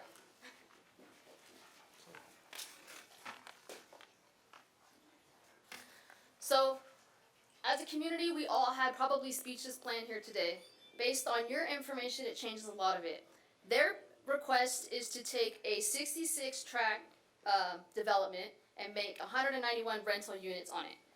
On that screen, you guys showed that they have the authorization for 120. So how about we limit them to the 120? Because what we're doing is we're overcrowding a small area. There was 171 rental units built on a tract built for 75 single-family dwellings. They built 171. This one's even smaller at 66. and they want to put even more. So how does that work? So do we have the ability to reduce and hold them to the 120 instead of letting them add more, right? Because that was part of the process.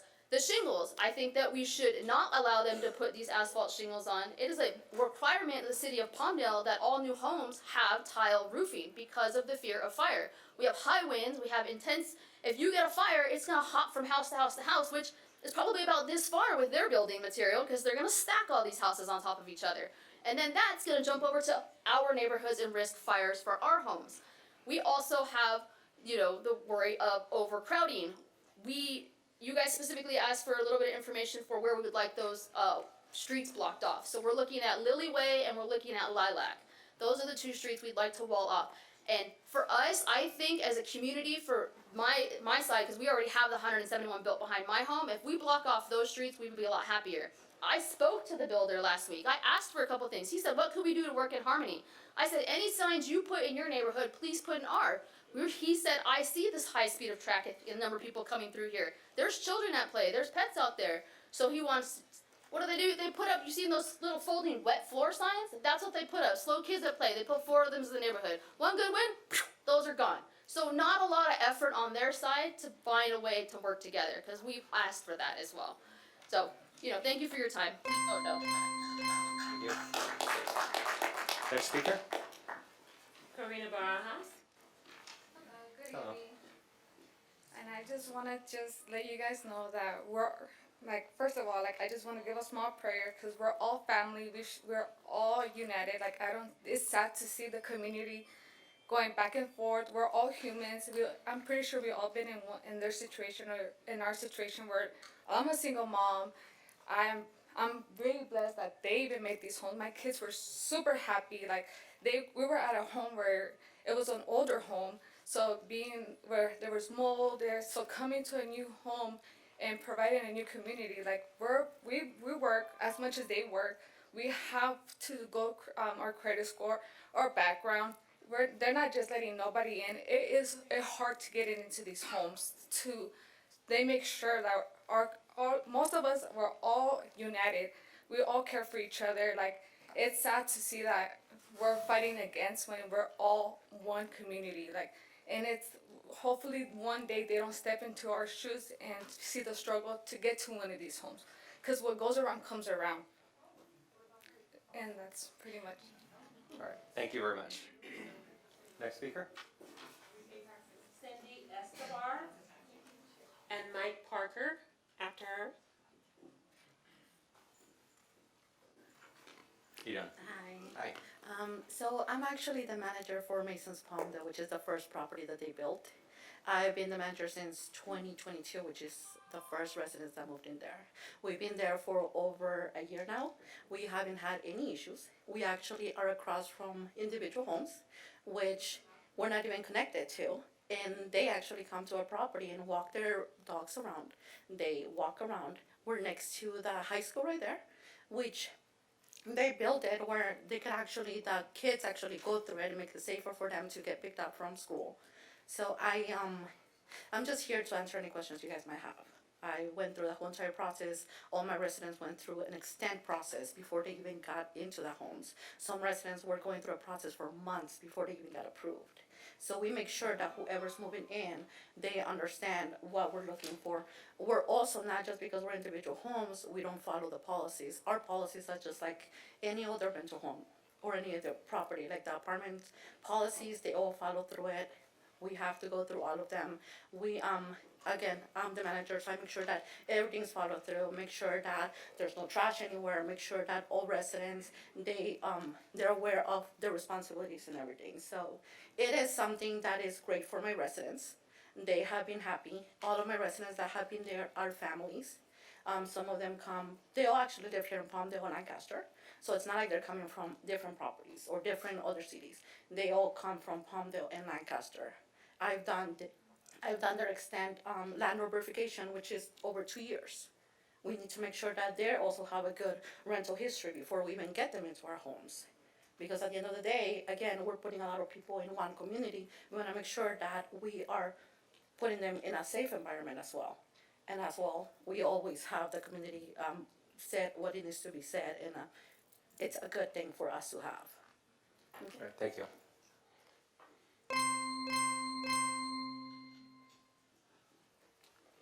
I hope my voice holds up with no water at this point for as long as we've been sitting here. I would like everybody here to understand the scope of the issue. We're really not going to be able to do anything about the 174 homes that were already built. It's the 191 that we want to put right next to them. That is a large amount of homes in 2 tracts of land. At 4 people per home, you're looking at over 1,200 people in basically the size of less than 3 city square blocks. That's density. That's what they're approving, density. Okay? And when you talk about the scope of the problem, you got to remember, you've only done 174 and 191. What are you going to do with the other 6,466 homes that have to be built in the city? How are you going to approve those? Where are you going to put them? Are you going to put them on the other side of 55th, on the other side of Lily Way, where that property is for sale? Are you going to put it on the other side of Palmdale between 55th and 50th, where that property is for sale? You're going to take Lily Way community and make it an island. You know, this is a large problem. It's a large scale problem. Everybody's focused on a small scale community. You don't understand. You are going to be battling this for a very long period to come. The problem you have as a city council is that your planning commission made the deal with the devil and they're asking you to seal it. When we were at the planning commission meeting, they said, you can't do anything to us. We're not voted in. Voted yes, yes, yes, yes, yes. I think there was 1 abstained and 1 no. Those are the people that you guys appointed. Remember, it looks like they're representing you at that point. They don't represent us. You guys were elected by us to represent us. All right, thank you. Everybody have a wonderful evening. Thank you. Blanca?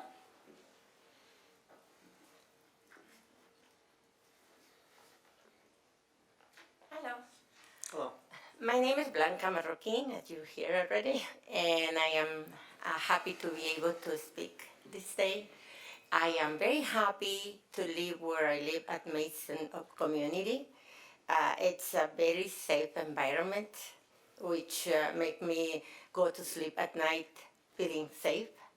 I'm able to walk around the neighborhood without any problem. I don't see any problem with my neighbors. For many years, I used to live in a building where it was hard to get repair, hard to have good neighbors. I was awake at 4 o'clock because the other people wanted to wake up with loud music. Not here. It's very quiet. It's very safe. So I am very blessed to live in this place, and I am a person who retired after 33 years working for LAUSD school district. 33 years that I work hard. I think I deserve to rest a little bit. And I am happy and thankful that I can live in this place. So that's all I can say. Thank you. Thank you. All right, next speaker. Jonathan? Hello, thank you guys for your time today. So I'm a resident of the area. I don't live in Mason Court. My wife and I moved to Palmdale 7 years ago, and we decided to lay some roots here. We put our monies together and we decided to purchase a home in that community. We spent over $300,000 for our investment. We wanted to pass this on to our children so they can have generational wealth and essentially live the American dream, right? You guys are property owners? Yeah? No? Wish? Right. So, with that said, I don't want to knock anybody that lives in those communities. I'm sure you're grateful for those homes. They are. They're nice. I've walked in this area, this community, but we know what comes with rental properties, right? What comes with rental properties is inconsistency. You get a high traffic flow of different people coming in and out of the neighborhood. It could change from year to year. Unlike our residents before they built Mason Court, I know everybody in this community. I've seen every last one of you guys. You see me, you see my wife, you see my dogs, right? We walk around in the community, we know each other, we know each other's kids, we do Halloween, all that stuff. And it's because it's the consistency of the people that have made the investment to actually be a homeowner, right? They've taken the necessary steps to become a homeowner. We pay our taxes. We law-abiding citizens. Since Mason Court has been built, we have had some issues in our communities. Since Mason Court has been built, far number of security cameras have had to go up. We've had, and I'm not saying it's residents that live in this community that's doing it, but the truth of the matter is since it's happened, we've had vandalism. We've had vehicles come up missing. We've had issues. If we can't stop it, which, you say we can't, at least protect us homeowners and block it off so we don't have this high traffic coming in and out of our communities. Thank you. Maureen Stevenson, and then after her, Joel Stevenson.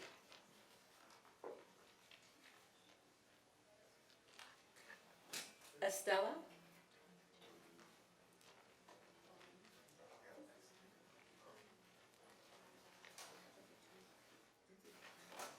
Hi, and thank you for having us tonight. How you doing? I'm doing good, thank you. Statistically, it has been shown that low-income neighborhoods work better when they are spread out and not all stacked on top of each other. Putting in another 191 units next to 171 units that have already been built is a disaster, an absolute disaster waiting to happen. It will associate the surrounding neighborhoods with low-income housing, thus dropping our property values to align with affordable housing. The builder has built a number of these affordable housing projects in Lancaster and Palmdale, which all had been standalone neighborhoods, until they got to our neighborhood where they attached it to our streets and even share property lines with the houses. We ask that you stop the expansion on this into the neighborhood, and the current 171 units already built are enough in our area. I do roofing, and the city of Palmdale says no composite. It is government funded, I get that, but these roofs are gonna have to be replaced. If we go to replace our roof, we have to throw the big dog up there because we own our homes. We couldn't, if we fall upon hard times, we couldn't go for asphalt, composite shingles, because we own our homes. That's our God-given right. That's what we work our lives off for. And I would like my neighbor, which 90% of my neighbors share the same thought process. This is our home. This is our community. We want to keep it that way. Stop the expansion. Thank you. Thank you.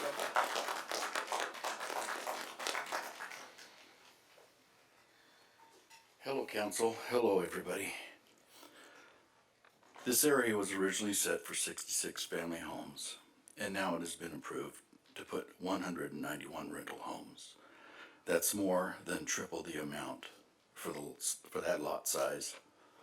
This, in addition to the 171 that have already been built, where it was originally zoned for only 75 single-family homes. You are compacting a total of 362 tiny rental homes in an area that was originally zoned for 141. This is more than double the amount of people in the surrounding neighborhoods. This leads to more traffic, more accidents, and the risk of more crimes, which we see each and every day. It's overcrowding. It's an apartment. And when we're all homeowners and we do the very best we can, we have to make decisions. And it's up to you, council members. I mean, our government is doing this to everyone. And it's such a shame. We are all human. And I can feel the love in this room. It's up to you. And I hope that you make that decision. And I just want to thank everybody for being here. Thank you very much. Thank you. Estella? Estella? I think I see somebody coming in.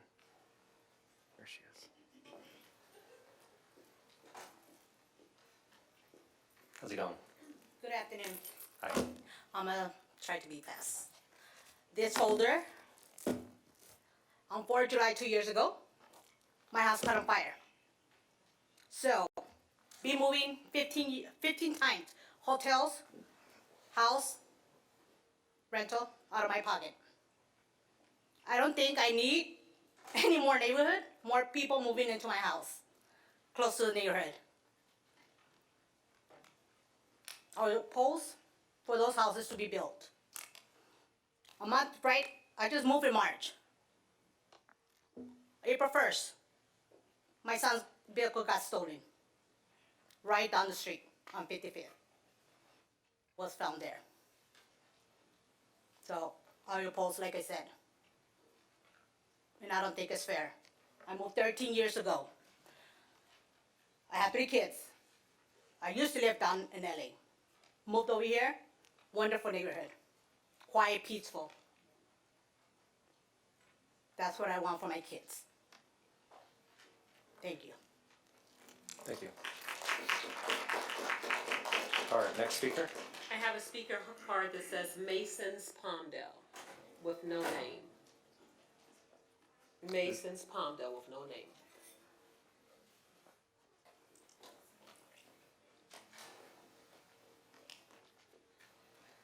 Hi, good evening. My name is Raquel. I've been a more than 20 years Palmdale resident, and I've been struggling because I'm a single mom. Being a low-income person, it's hard. It's not easy. And hear all these people talking, pointing the finger because you're a low income, they automatically believe that you are a criminal. Now I'm asking everyone, do I look like a criminal? All right, direct This towards is- towards us, towards Okay, the so board. this is what it saddens me. A lot of people, that's what they think. I feel blessed that I'm living in this new low income home, because I can finally have a place where I can sleep, I can give a roof to my kids, and I'm also been 18 years working at the same company since 2006. So I just want to let people know that all the people that we live in the area, we are all hardworking people. We don't make the same amount of money as everyone does, but we work hard. You know, we all pay taxes. I don't qualify for any state aid because they say I work too much. So this is something that people don't realize. And the only way for people to understand what we go through is to be on our shoes. So please take on our consideration that we also work. We're all working hard people out there, and we are blessed that they came and built homes that we can afford to pay. Thank you so much. Thank you. All right. Next speaker. Mike Parker and Hunt Bray. Hunt Bray is the last speaker card I have. Okay. Okay. No more speaker cards on this item. Okay.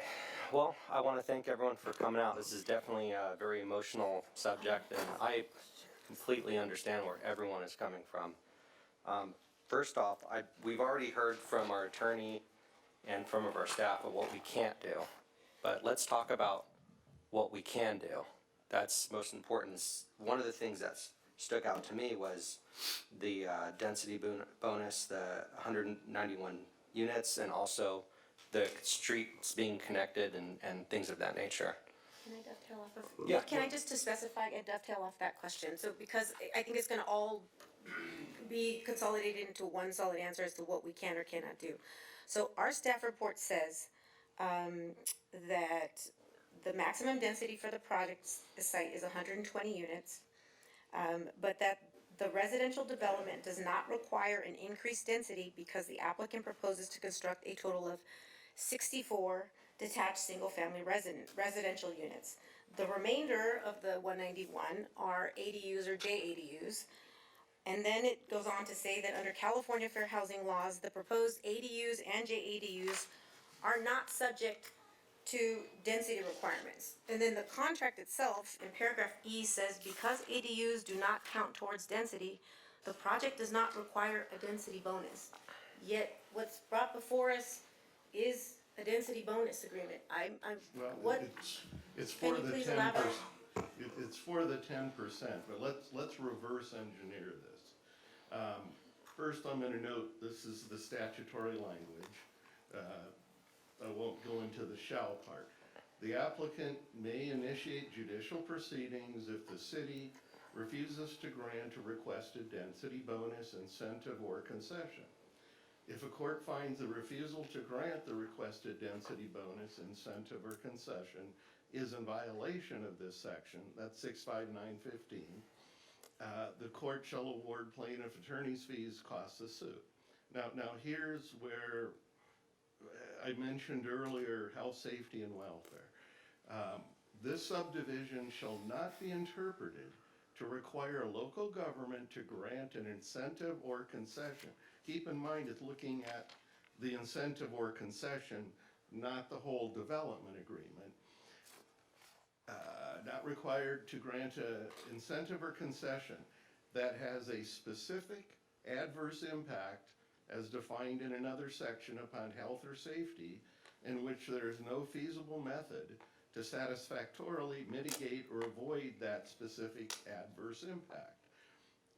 Our fact situation now is the Planning Commission, their recommendation in the first page of the staff report, they've looked at all this, they've considered the asphalt, they've considered the parking space, and in their estimation, it's all okay. Now also keep in mind, the state statute requires the city to adopt a local ordinance for density bonuses that lays out the steps and what you have to do. That was also done.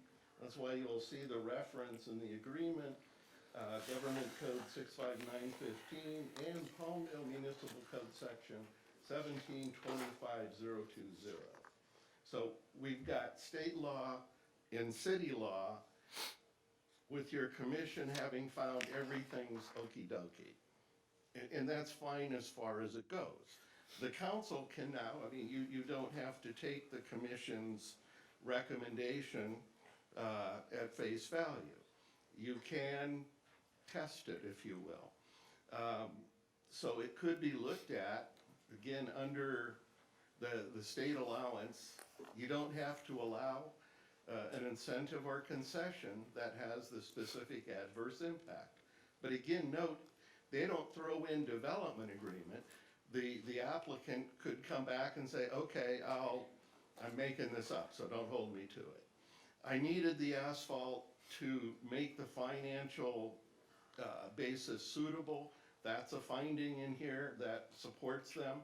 But if they say, you know what, okay, now I'll ask for 50 other waivers and I'll bring it down some other way. So there's a lot of shifting, and my long stream of consciousness here, if it's the council's pleasure to look to see if the commission got it right as to this recommendation and this proposal, I would ask you to continue it and let us look at it. The standards are very black and white, objective as to what a specific adverse impact is. There's a statute that describes that. So there's maybe, weak maybe, but maybe. Maybe. But a maybe that's not gonna shoot from the hip sitting here, because again, their property rights, the court is very, or the statute's very clear. We have to be spot on, squeaky tight to say no to them, otherwise they have clear statutory authority to sue, and we get to pay them their fees and costs. I go back again, your commission, and if Brenda's here, she can maybe add to this. Your commission must have looked at all of this. That's why they've recommended to you that this should be approved. So I don't want to second guess another city tribunal, another city body abruptly here. We can look at it, we can, this is one I'd love to work with Councilwoman Alarcon. She's clever. We could figure out something. But I want everybody at the end of the day to know the council has looked at every stone and turned them all over and kicked every tire, but come at this with the assumption we don't stand a chance. So if we can find a chance, everybody will be happy. I don't want to say, oh yeah, we can do it, and come back and say, no, we're cooked. Well, if the applicant's amicable and the council wants to take the extra time to take a look at this, I would be okay with that, but I would still temper everyone's expectations of what's possible. But I think it's important for us to do diligence, especially seeing the outpour of the community. It would just be important to really make sure that we're doing everything that we can to make sure that we provide a good quality of life for the residents in this area. Do we have anything from the applicant? Do they wish to speak? Again, Hunt Brawley for the applicant. I'm wondering if it would help if you put up the site plan and maybe have someone from your staff in traffic or public works explain the street connections, explain that there's a new traffic signal that we're required to build. Again, the plan or the project is not before you. As you've been told, it was approved and was not appealed. But considering your concerns about connection of the streets, maybe your staff can explain why the streets are connected, that we're obligated to build a new traffic signal at Palmdale Boulevard, which will benefit not just our projects, but the existing residents. It might help at least clarify what it is you're looking from the applicant to possibly do. So, just a suggestion. Okay, thank you. All right, please, we have to keep the meeting orderly. So, about the density bonus, is that something we should take a look at? Or is that, I don't want to go down the path and. There is no density bonus, which was my point. The maximum density for this project is 120 units. What's being proposed is 64 units. That's lesser than the standard of the maximum density. So there's no density bonus. And so I think there might be some confusion in the terminology being used, because really what's being considered is the concessions that are being required. And that is all in the topic of density bonus. That's why they were very clear on the 10% factor. The 10% is magic, if you will, in the statute. That is the first cut. Right. Then there's 17% in others. They have to get to that percentage to be able to then claim the concessions and waivers. And that generically is all density bonus. It may not be them saying, oh gosh, we want to triple the density. They're doing it with JADUs and ADUs, but to get into that concession and waiver universe, they had to get to the 10%. So it is a density bonus, even though for whatever reason, maybe just geography and spatial planning, they aren't amping up the density, but they're in that box that allows them to get concessions and waivers. Can I have someone from staff, a little more detail? Okay. Thanks, Brenda.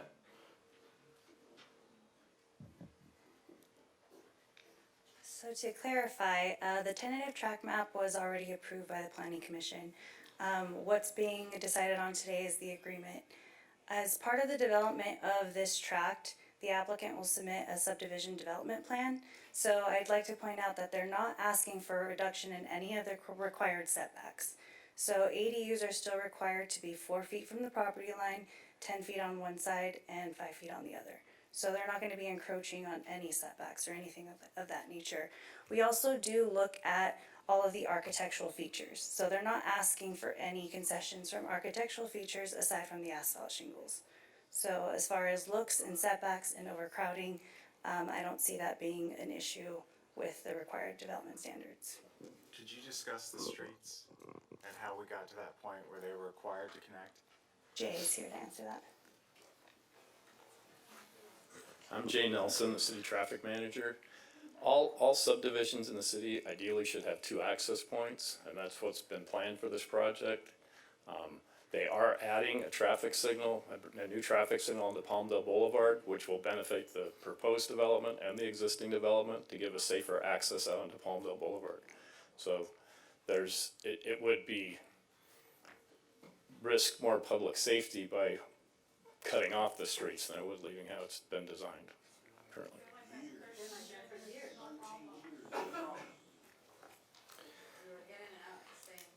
Please. All right. Well, in order to consider some of these issues going forward, I'm gonna move to continue the item to the next meeting. So that would be the first meeting in May? Okay. If we move it, it doesn't expose us to any liability, does it? No. Okay. No, you can continue a public hearing freely. So that's my motion to continue to the first meeting in May. Okay. We have a motion to continue this. Do we have a second? I'm gonna second that motion, just because I think that there's that maybe. Little teeny maybe. But let's look at that maybe. What I'd like also for you to consider, I don't know whether there's been any appellate history contesting this particular government code section 65915 et sequatur. Oh, sir, be careful what you ask for. Yes, That's- there's a lot of treatise and information on this. You have to well understand, many cities have inclusionary housing ordinances where every project, and there's always a cutoff, maybe it's 10 units or maybe it's 5. In those cities, every project must have affordable units included. Well, affordable units, depending on the jurisdiction, I can tell you in LA, downtown LA, to subsidize a unit down to affordable is $750,000 per unit. That comes out of the developer's bottom line. To offset that, they all take advantage of this density bonus and say, okay, I can put in 10% more units or whatever number. It gives them the financial ability to pencil the project. Well, there's been no end of squabbling because in the development community, margins are thin, they don't want to, so yeah, I could give you a bunch of stuff. Well, what I'm asking for specifically, because I don't want to create a false expectation here. I think it's irresponsible to let the neighbors there. I mean, I empathize completely with that, and I oppose the fact that we have lost our discretion in these items simply because the legislature is cramming this down the local government's throats.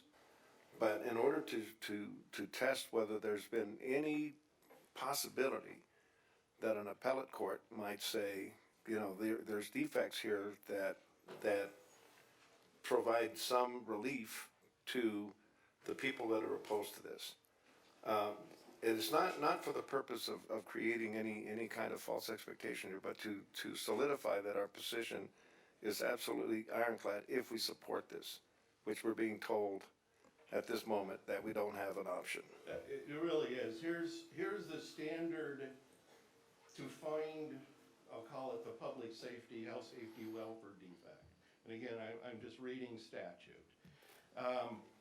That the development project or emergency shelter would have a specific adverse impact upon the public health or safety, and there is no feasible method to satisfactorily mitigate or avoid the specific adverse impact without rendering the development unaffordable to lower moderate income households. As used in this paragraph, specific adverse impact means a significant, quantifiable, direct, and unavoidable impact based on objective, identified, written public health or safety standards, policies, or conditions as they existed on the date the application was deemed complete. So we will have to look at all of our standards, the street standards, public works standard, engineering, planning, zoning, and find within them something the Planning Commission didn't find. Maybe they didn't look for it, I don't know. But there is a specific articulated standard that this project now violates because of the concessions and that. It's a very high bar. And that's why you're right in not raising any expectation. It's a very tight, narrow analysis that would ultimately point to a very objective reason that the concessions, the garage and the asphalt roofing is just unavoidably bad. So we've heard some concerns about an increase in crime. I None don't of know. those count to this. The None state of those housing count to law this. doesn't care about any of that. Right, so if there's an increase in crime, basically the state legislature's told us that it doesn't matter, right? I mean, even if you were to go, for example, we asked the sheriff's department to give us an analysis of the impact of the areas that are already built, right? Because we've got 2 sections that have been built for this type of housing.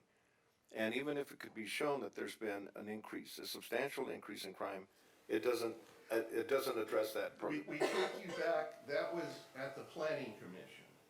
All of those sort of land use, does it meet the criteria, does it fit the general plan, will there be adverse impacts? All of that is at the planning commission. That's been done. Again, Brown Act and all of that. Before us is picture an old-fashioned wagon wheel, lots of spokes. We're talking only one spoke here. And it's the spoke of this density bonus agreement. And it's going to be looking at their waivers and concessions and saying, are these unavoidably bad, problematic, such that we say no to them? Again, your commission, your staff hasn't found that to be the case. And again, we'll assume nobody's looked at it this critically. So we can look at it this critically, but it's a real high bar. Okay, Councilmember Alcrona's comment, then I'm gonna call the question and see. I want to make All a right. statement. All right. Yeah, so a couple of things. After hearing the standard that's set forth in state statute, it sounds like a nearly impossible standard to meet. Specifically as it relates to some of the crime concerns that have been raised, it's nearly impossible to foresee how much crime is going to be, a community is going to experience when the community does not currently exist. So it's almost like a impossible foreseeability question. What I do see that could potentially be justified as a public safety health concern are the materials for the roofing. That could potentially be a justifiable fire concern, safety concern. So those are the types of, there are 2 concessions that are being requested. Those are the things that I would like to see in a report back as to whether or not those items have been analyzed properly, and if there is a means by which we could utilize those 2 areas to justify the public health hazard. But separate from that, I just I'll make a final point, but go ahead. I call for the question. No, sorry, let me just say something, because this is my district.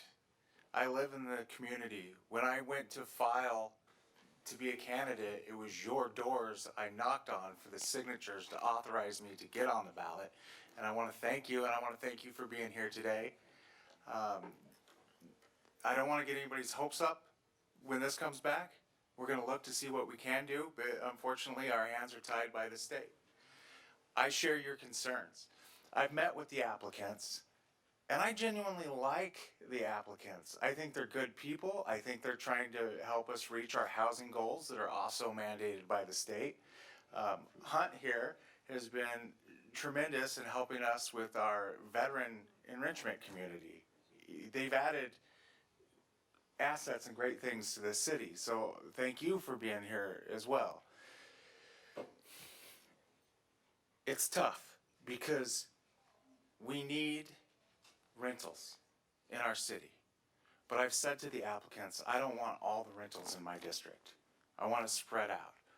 We need rentals, but we also need market rate houses. We need above market rate houses. We need all sorts of houses.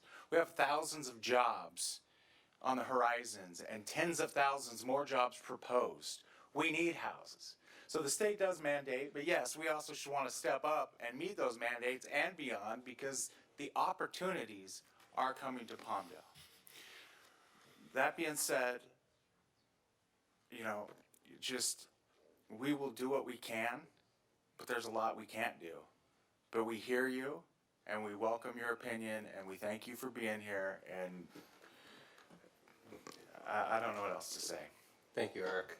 So I just wanted to defer to the sitting council member of the district to make those remarks, but I just wanted some clarity on what we're doing tonight, and what we're requesting come back.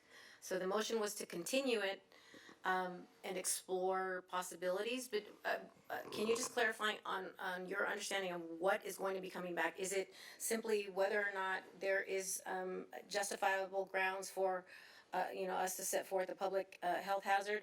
Or is it, we consider what some of these folks want in terms of reviewing the track map and closing off some of the streets and that kind of thing? Can we get clarity? Is it all of the above, or is it just? I think we should take a look at the concessions, we should take a look at density, we should take a look at everything that everyone came and expressed their concern about tonight. We're gonna take a look at all of that before we bring this back and make sure that whatever it is we do bring back is in the best interest of this neighborhood and community.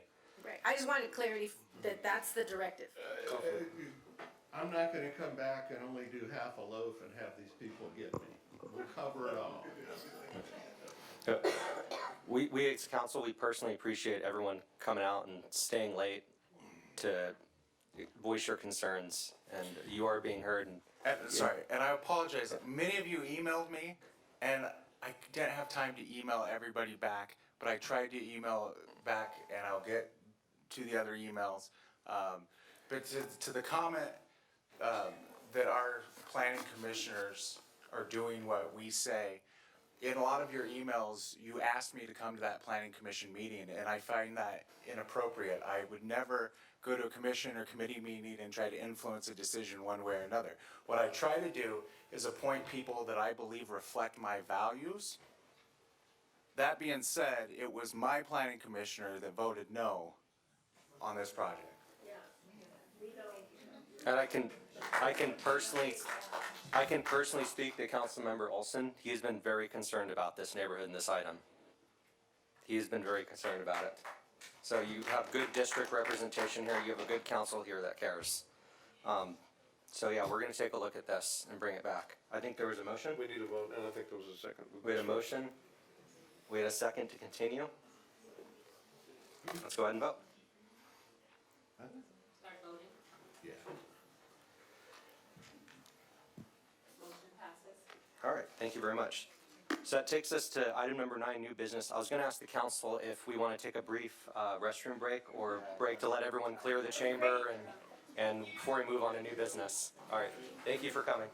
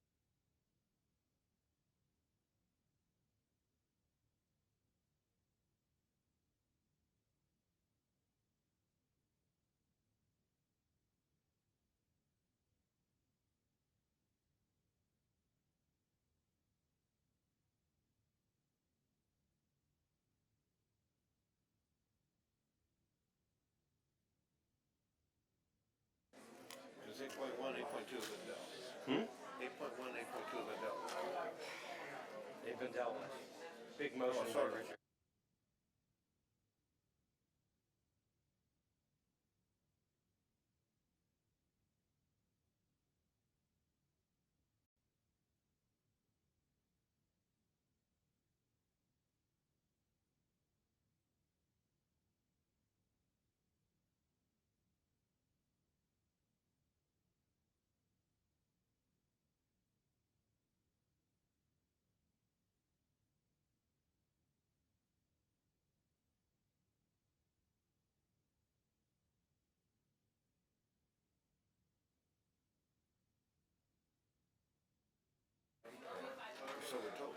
All right, here we go. And we're back. So it's going to take us to new business 9.1.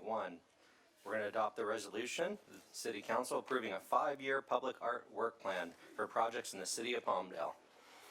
So let's go ahead and get a staff report. Hi, George. Members and public, thank you for coming tonight. We appreciate your attendance. So this is a resolution. Excuse me, I need to put my glasses on.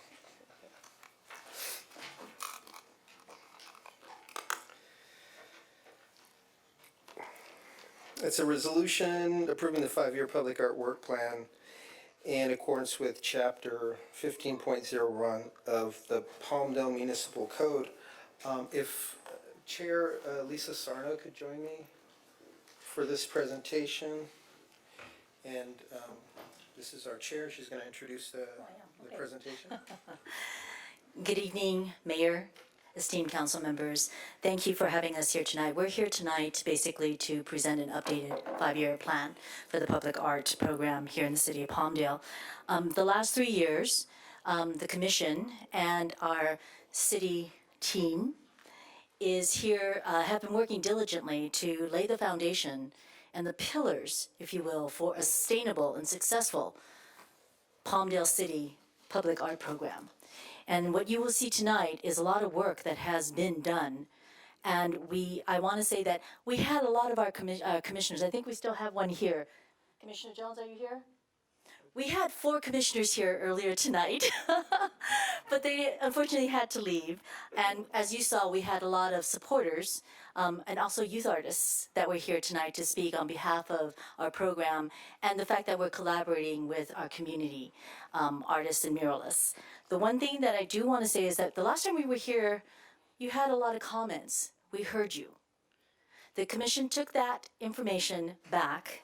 And I do want to say that our commissioners actually did do a lot of personal community engagement. We went out there on behalf of the program along with our city team, and we basically engaged the community, the residents, people who work and live here, and we heard them. And what you see before you is a culmination of what we are bringing forth to you based on that community engagement. It does show the diversity. What we're planning to do does show the diversity and the rich cultural history of the city of Palmdale that we're going to be putting up on our public right-of-ways, on our public streets. One of the things I do want to say is I do want to thank our city team because the commission could not function without our city team. George Davis, and Carrie Smith, and our wonderful team from our city clerk's office and our IT department that support us at every commission meeting. I want to also say that we have had the wonderful opportunity to engage the youth in our community. And you heard a lot of them tonight. And the one thing we want to say is that we want to show them and have them learn about the experiences that are available for them, the career paths that are available for them in the art world. So without further ado, I'm going to turn this over to George. Thank you all again for your continued support. And thank you, Councilmember Bevancourt. I'm in your district, so thank you. And thank you to all of you and to our esteemed city manager who continues to support this program. George? Thank you, Lisa. Lisa and I had rehearsed who did what, and she completely disregarded our rehearsal, so. So what you see on the screen is basically our program guiding principles, some of the policies that we've adopted since 2021, which include our mural policy and guidelines, the public art guidelines for developers. Council had previously approved the 5-year work plans, and we've also adopted temporary artwork policies, deaccession of artwork policies in case something gets damaged beyond repair or is a hazard to the public, needs to be removed. Council also approved zoning clearance review for installation of public art, which was part of a package presented by planning. And then we also approved the donations and loans of artwork policy. The next slide is a lot of information, and we really just wanted to give you a glimpse into the projects that we've completed, and that they're quite numerous. They're as best as we can distributed throughout the city.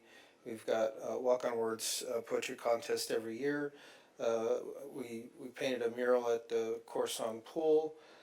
We did a Antelope Song Parade program in association with the city of Lancaster. So there are 4 of those. We had a mosaic mural installed on the library. Asphalt art pieced together at both Dry Town and Best of the West. Those were executed by community volunteers. Excuse me.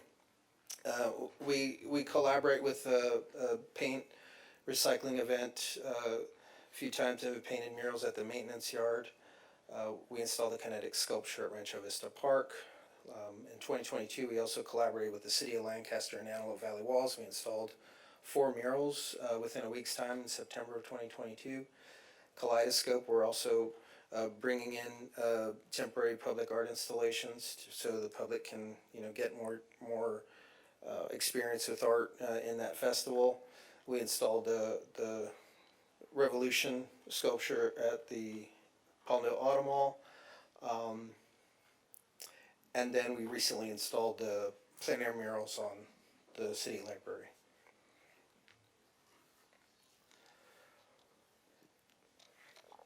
And this list here are projects that are taken on with alternate funding. They're not public art funded. They're not specifically either public art projects, but they're projects that rely kind of on the expertise and administration that the program can offer. We did the Palmdale Cares mural during COVID. We assisted with Dry Town to install the Legend Comes Alive mural at Dry Town to kind of make that a more enjoyable space. We assisted with the beautification and graffiti removal team to wrap 103 utility cabinets throughout the city. We assisted in the installation of the Battlefield Cross right out here, which is a small veterans memorial. We refreshed the piece together installation at Dry Town. We also installed the Saves 40th anniversary mural within on the property inside the building. We're also currently looking into further wraps, which involve 9 cabinets that we wrapped with kids art. And then we're also continuing to expand the utility wrap program for additional traffic cabinets throughout the city. And there's also a proposed concept for community-led tapestries that's still being discussed by our beautification and graffiti removal team. And then there are murals on private property that we've kind of guided those artists and teams through. The Lizards of the Antelope Valley is a very large mural on Palmdale Boulevard. And then, of course, the East Palmdale Mural Project you heard from Carlo and Ethel earlier tonight, and some of the students that have participated in that. And we've guided them through that entire process, been there with them throughout the way. Commissioner Sarno mentioned some of the, Chair Sarno mentioned some of the outreach that we've done for the projects that are on our current slate. We've dived into the Public Art Master Plan to kind of guide those survey topics, where we ask the community their preference on the types of themes that they want to see in their artwork. The four that are listed up there are the top four responses from a previous community art survey through the Palmdale Public Art Master Plan. What makes Palmdale unique, and those include diversity, landscape, aerospace, and views. Views meaning mountains, sunsets, sunrises, and so on and so forth. These have all been included in our recent surveys in both English and Spanish. We've used any resources that we've had at our disposal to spread that word out, flyers, programming, all kinds of media, social media, monthly newsletter, and so on and so forth. And the results indicates that the people identifying as Latino actually completed the largest number of surveys, averaging at 36%.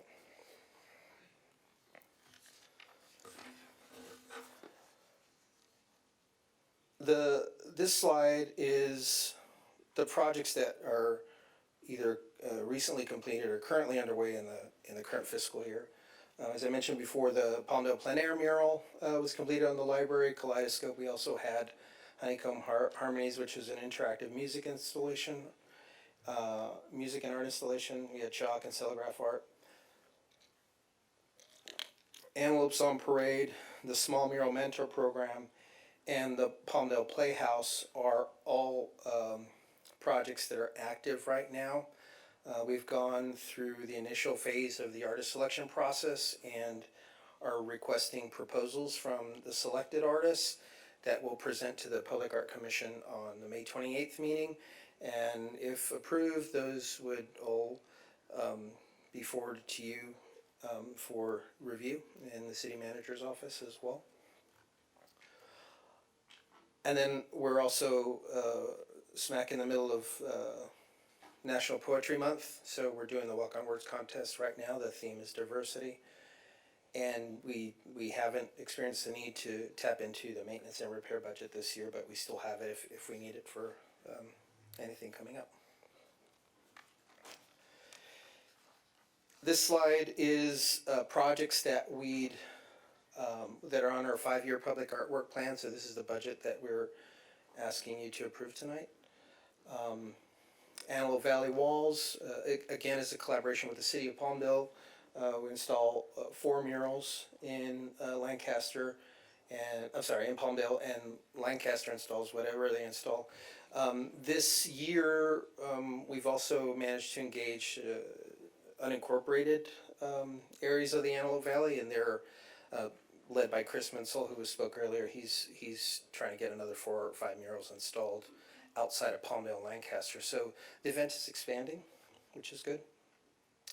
Kaleidoscope again coming up in October. We're reaching out to Honeycomb Harmonies again for their interactive music art installation. We do chalk art. Those are paid specifically by the Public Art Fund, and I'm also involved with the envisioning committee. So there are other projects that we're doing with Kaleidoscope that don't come out of this fund. Samuel Park is a big one. Phase 2 is under construction. There's a sculpture plan for the Gathering Plaza. Once that's completed, we're planning on having performance engagement to activate that plaza and the community in that space. And there's a ceramic tile piece that's planned for the breezeway of the buildings, and that would involve the children from both of those local schools, Yellen School and Buena Vista Elementary School. We're in touch with our contact there at Palmdale School District, and that's going to be a very exciting endeavor for us. Another sculpture at an upcoming city roundabout that I believe just started construction or is about to start construction, and that's at S8 and 40th Street East. That's near Drytown. A mural for the Palmdale Amphitheater within that space where we have concerts to kind of liven up that space a little bit more as well. And then again, the annual Walk on Words Poetry Contest and our maintenance and repair budget. Oof.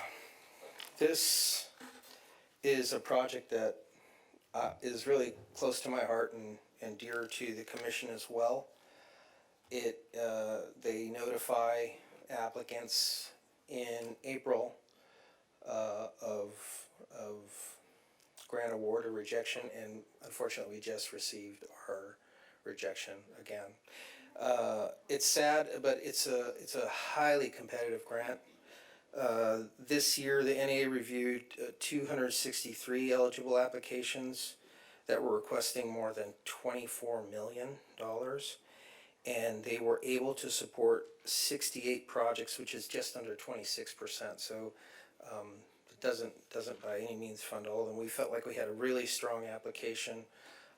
We've collaborated with 5 tribes to bring forth this concept. It's a project that we'd like to continue discussions with. I know the commission wants to continue to find a way to maybe make this happen. It's just not going to happen with this grant, at least not this year, unfortunately.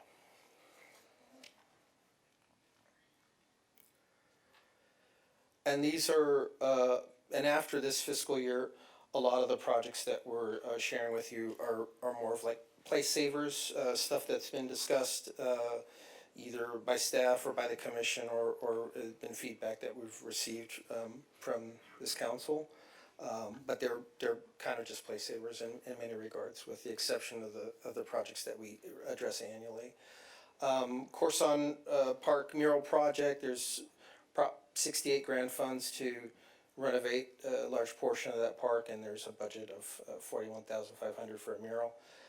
We've talked previously about adding temporary sculptures to Amargosa Creek Natural Park, and that's kind of still in flux whether or not that's a viable project to pursue. Kaleidoscope, the commission wants to continue to pursue doing temporary public art installations at the festival, and then Walk On Words.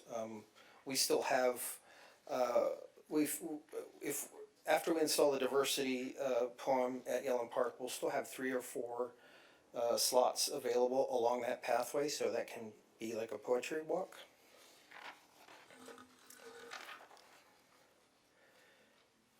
And this is, again, place saver projects moving forward through fiscal year 28-29. A sculpture for the roundabout at the Palmdale Transportation Center. There's a really nice large roundabout there. It's slow-moving traffic, be very high visibility for anybody coming in to Palmdale on the trains or on the buses. The Avenue M Interchange Project is a partnership between the City of Lancaster, City of Palmdale, LA County, and Caltrans. And 2 sculptures, retaining wall designs and railing designs were planned for that space. The project is still alive, is my understanding, but it's not moving at the moment. And then projects that we schedule annually are currently Kaleidoscope, temporary artwork for the Art and Music Festival, Walk On Words, and then biannually would be Antelope Valley Walls if we continue to support that, which we feel is a good effort to collaborate with Lancaster and now unincorporated Antelope Valley. That picture on the right that says Palmdale, that was done by a local artist. That was painted on saran wrap, right? That was painted on saran wrap by a Palmdale resident, Paul Flair Campos. And so we stretched saran wrap between 2 trees, and he spray painted that over the course of the day. Incredible. Yeah, it's pretty good. I'd never seen art done like that before. It's been done at Kaleidoscope before. The first time I experienced it was another local artist.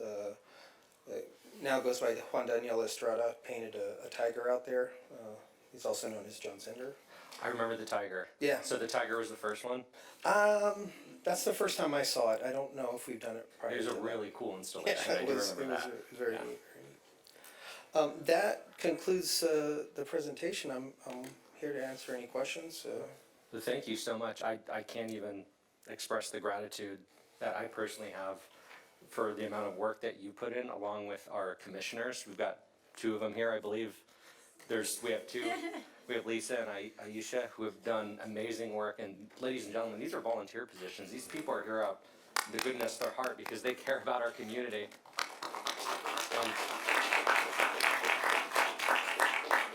And working together, you know, I've actually seen almost all of our members go out when we have these installations, these murals. They get out there, they get their hands dirty. We all do it together. It's a community project. It's a labor of love. But it's just in the short amount of time since the inception of our Public Art Commission, we've been able to achieve so much because of our dedicated community and volunteers and commission. And there's so much more planned. So the impact this has already had has been incredible. I'm looking forward to seeing everything else that's to come. Council? I just want to say it's really sad that we didn't get the grant, but maybe if the public will rally together and do a GoFundMe or some type of funding that we can get that done because we have such a rich Native American history in this community. I think Lisa's got a plan. Okay. You know, George said I was going to stand up. He actually said that I would do this, and here I am. So, yes, we are going to bring this back to the commission. We are going to look at alternative funding. We do believe that the work that has been put in, especially the linkage and partnerships between the Native tribes for our city, is amazing. So we do not want to lose that work, and we want to continue and make it happen because we want to be committed to the work that they put in. So we are going to be looking at that, Councilmember. We are going to be trying to find alternative funding. But that doesn't prevent us from, in the future, if we see additional grants that are available, we definitely be working with our city team, George, to continue to try and go after that funding. But we are going to start to leverage, if you will, alternative funding. And as some of our public members know, this fund is funded by a city development fee, right? And so we are limited by the proposed developments that are out there. And so every year we come before you, it is a moving target, if you will. It's a plan that's flexible. But absolutely, we are going to be looking at that. I'm open to ideas. I don't know if you remember the Chimboli statue on the bench. I believe that was all publicly funded by donations. I know that we all personally cut checks to donate to that fund. And I don't know if the public's aware that we have the Palmdale Community Foundation, is that what we call it now? Where they can donate money so that it can go to certain pools, like music programs, art programs, whatever. So if the public wants to donate, I'll work with you on this. We could figure something else out together. So let's you and I have lunch sometime soon. Absolutely. Okay. We definitely would love to do that and have all of our commissioners and our mayor work with us to make this all happen. We are here to support our community. And thank you for your kind words, because the commissioners really are dedicated and they have passion for what they do. And more importantly, it's our city team.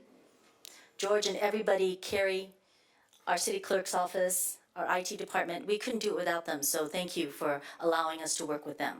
Thank you. Thank you, Lisa. And thank you, Aisha. Richard? Yeah. I have a question about the Palmdale Playhouse, 100,000. Where are the murals going to be painted in that, at the Playhouse? The Playhouse is going to be painted on the facade of the building. So if you're facing it, that entire 152-foot curved wall will be painted with that mural. It's 11 feet high. It's a massive canvas. Is there a concept already in place, or is that still? No.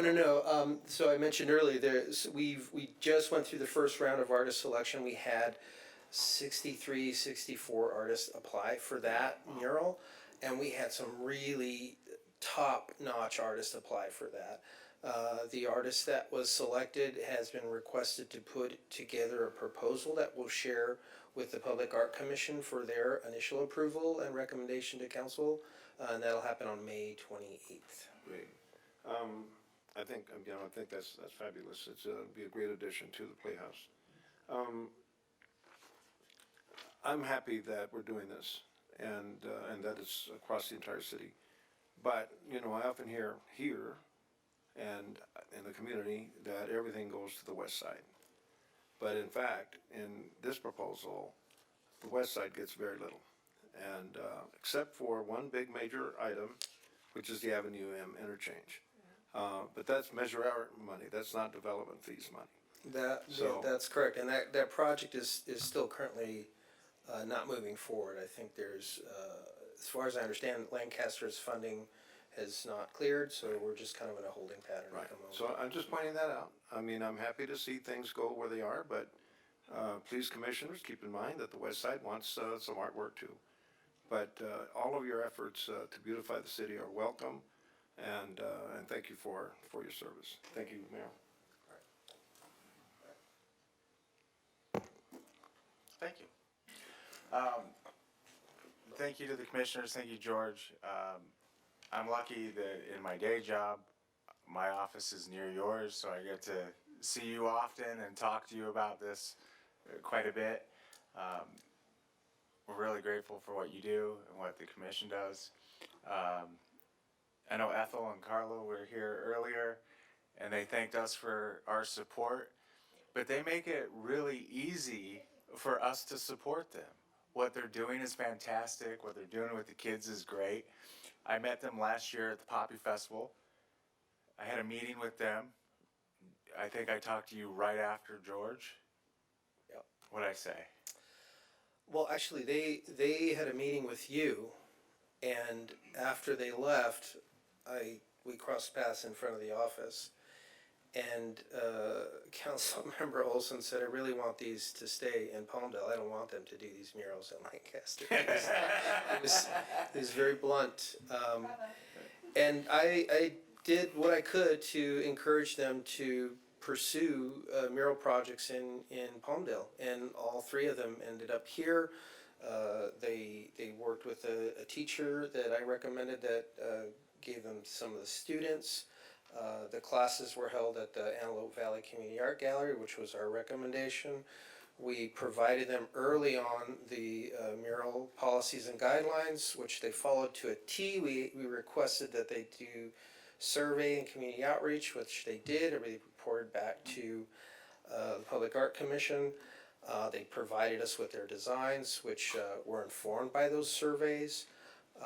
So yeah, they've been really fantastic. They came to us with grant in hand. No, they came to us before that, and then they came back to us with that, and that's when we supported their efforts. Can I ask a question? Yes. On your PowerPoint, where you talk about murals on private property that are private funding, so are the locations where the murals are, is that who's paying for those murals? No, I believe so. The lizard mural was paid for by the artist. What he did was secured the property owner's permission and filed the proper paperwork with the city to make sure that he could do that properly. And then the other three murals are from the East Side Mural Project, which is the group that spoke earlier in the meeting. Their funding comes from their grant. Okay, but they have to get permission from the private property owners? Yes. So just real fast, I'm just gonna give them a shout out. We've got Andy's Auto Parts allowed a mural to be put on there, the Furniture Club and Furniture Plus, and then a business, I guess, or a building at 2641 East Palmdale Boulevard. I think we need to applaud the members of our community that allow these murals to be put on there, because they don't have to do it. So if anybody's watching, make sure you go do business with these folks and keep them a big part of our community. Absolutely agreed. And if they have any questions, I'm available to thank answer them. No, to finish my thought, I mean, this is something everybody can get behind on. This is a source of pride for the community. We hear about the graffiti and the illegal dumping and all the other things that are going wrong, but it just, all of that is offset, not offset, but the pride you get in doing what you do are from things like this, and hearing the public express their support and their gratitude and their, whatever. So thank you. Thank you. So I want to echo all of that. Yes, ditto. Thank you to Chair Sarno, to all of our arts commissioners, to the City of Palmdale for your leadership in bringing this forward and continuing along the path.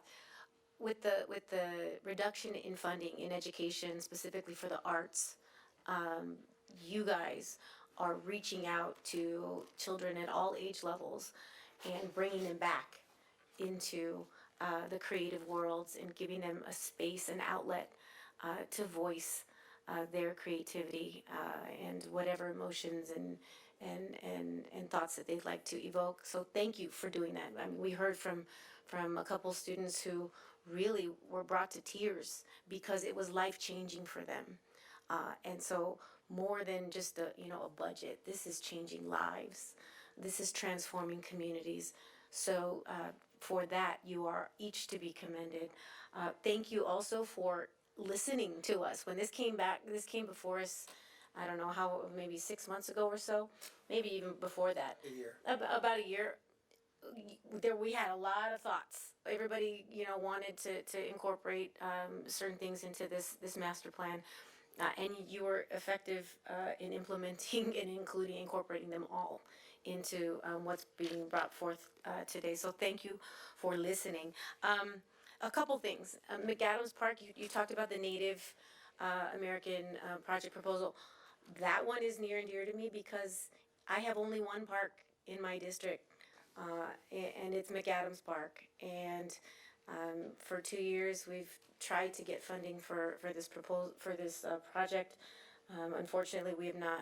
You're just telling us that we just received the notification that grant funding was denied. I am not seeing. Maybe correct me if I'm wrong. Is there any other art proposed for Council District 5, my council district? I didn't see any in last year's budget, nor do I see any in this year's budget. That's a concern to me. And if the only project is one that continually gets denied funding, I'd like to ask and request that this council and that the city team develop new ideas for differing art projects, whether they be ideally at McAdams Park. It'd be nice to beautify that area because it's so highly frequented by people in my district. But I don't know, maybe if you can speak to why there has, all of the east side art is in Councilmember Olson's district. It's at Yellen Park. That's concerning.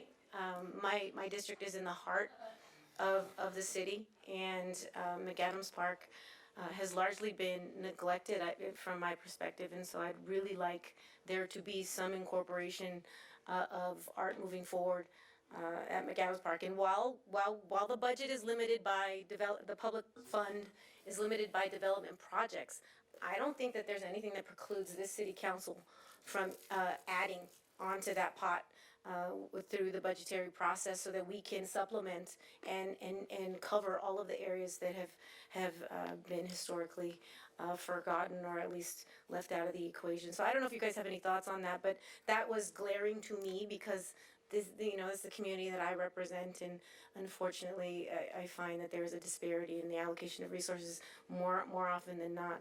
So if you guys have any thoughts on that. So we hear you. Commissioner Jones and I are here and we hear you. And one of the things that we do want to see is a balance. It's balanced across the city of Palmdale.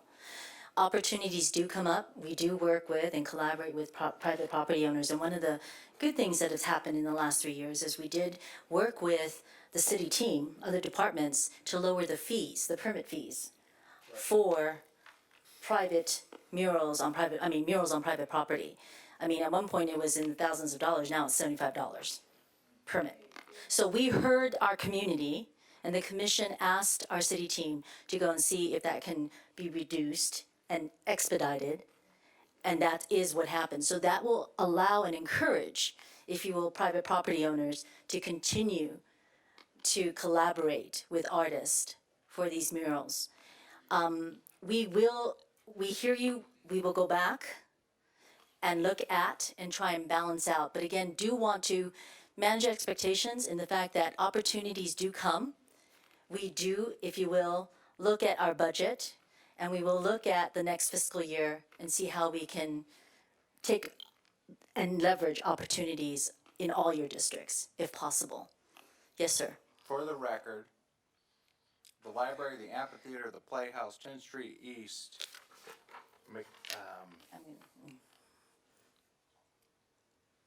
Those are all West Side.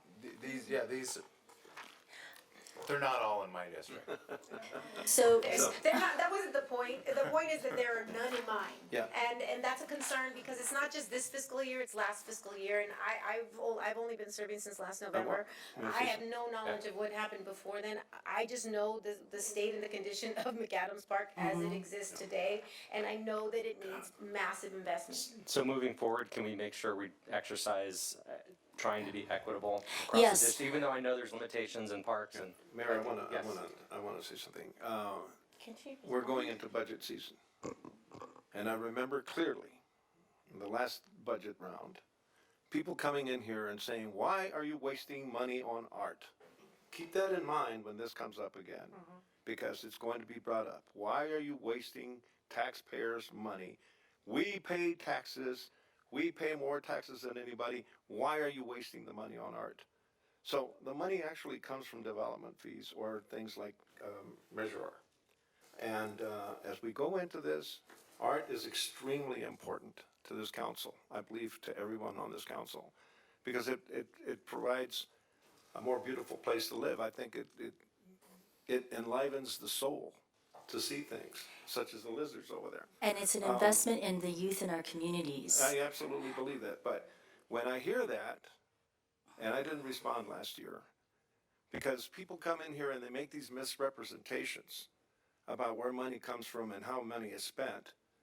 And I just want to remind the council to keep that in mind as we go into these discussions.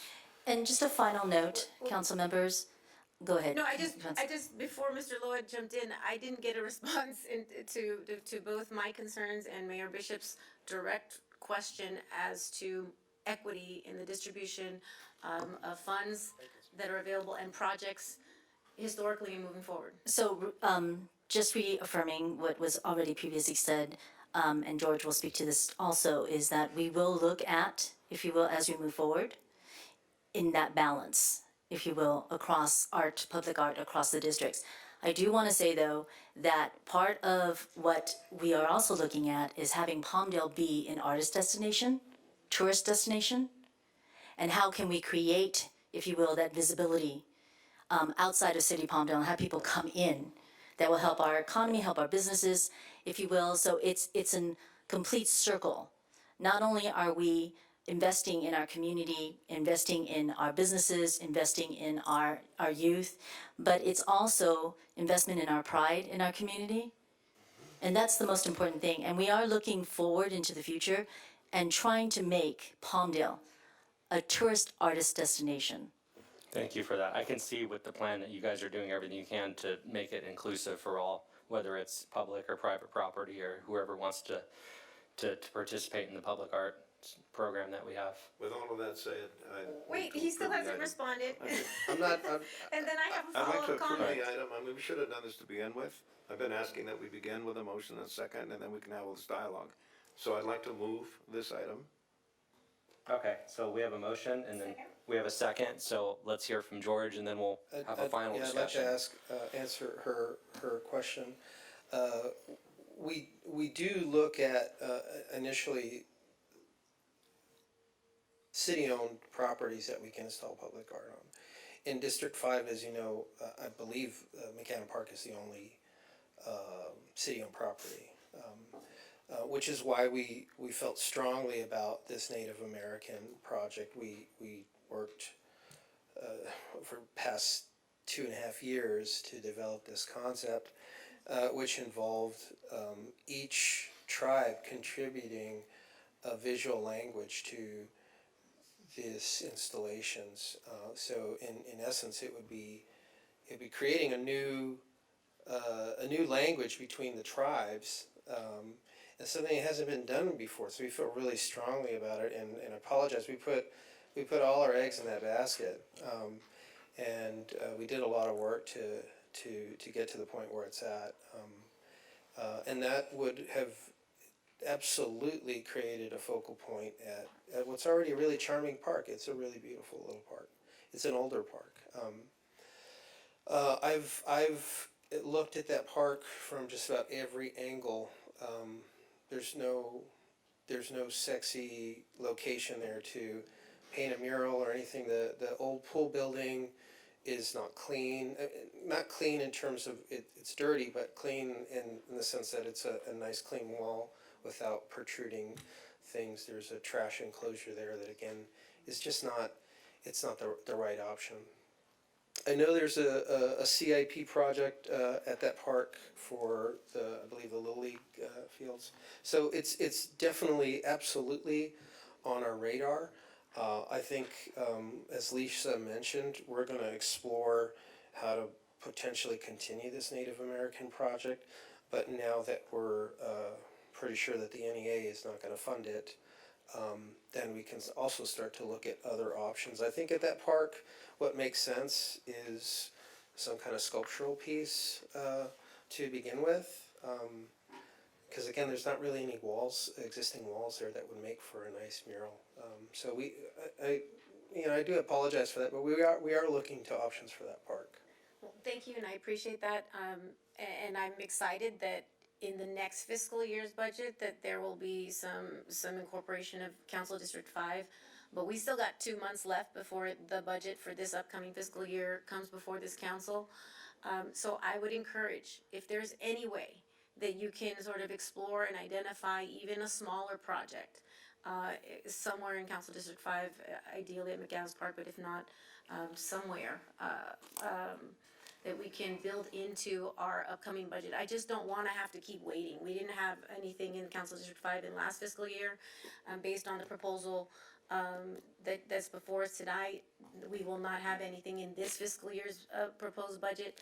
I don't wanna push this out a whole nother year before we try to incorporate some public art in Council District 5. So I would encourage you to work with the city manager and the commission sort of on an expedited basis before the budget comes back to build in something for Council District 5. Call for the question. Okay, we have a motion and a second. Let's go ahead and vote.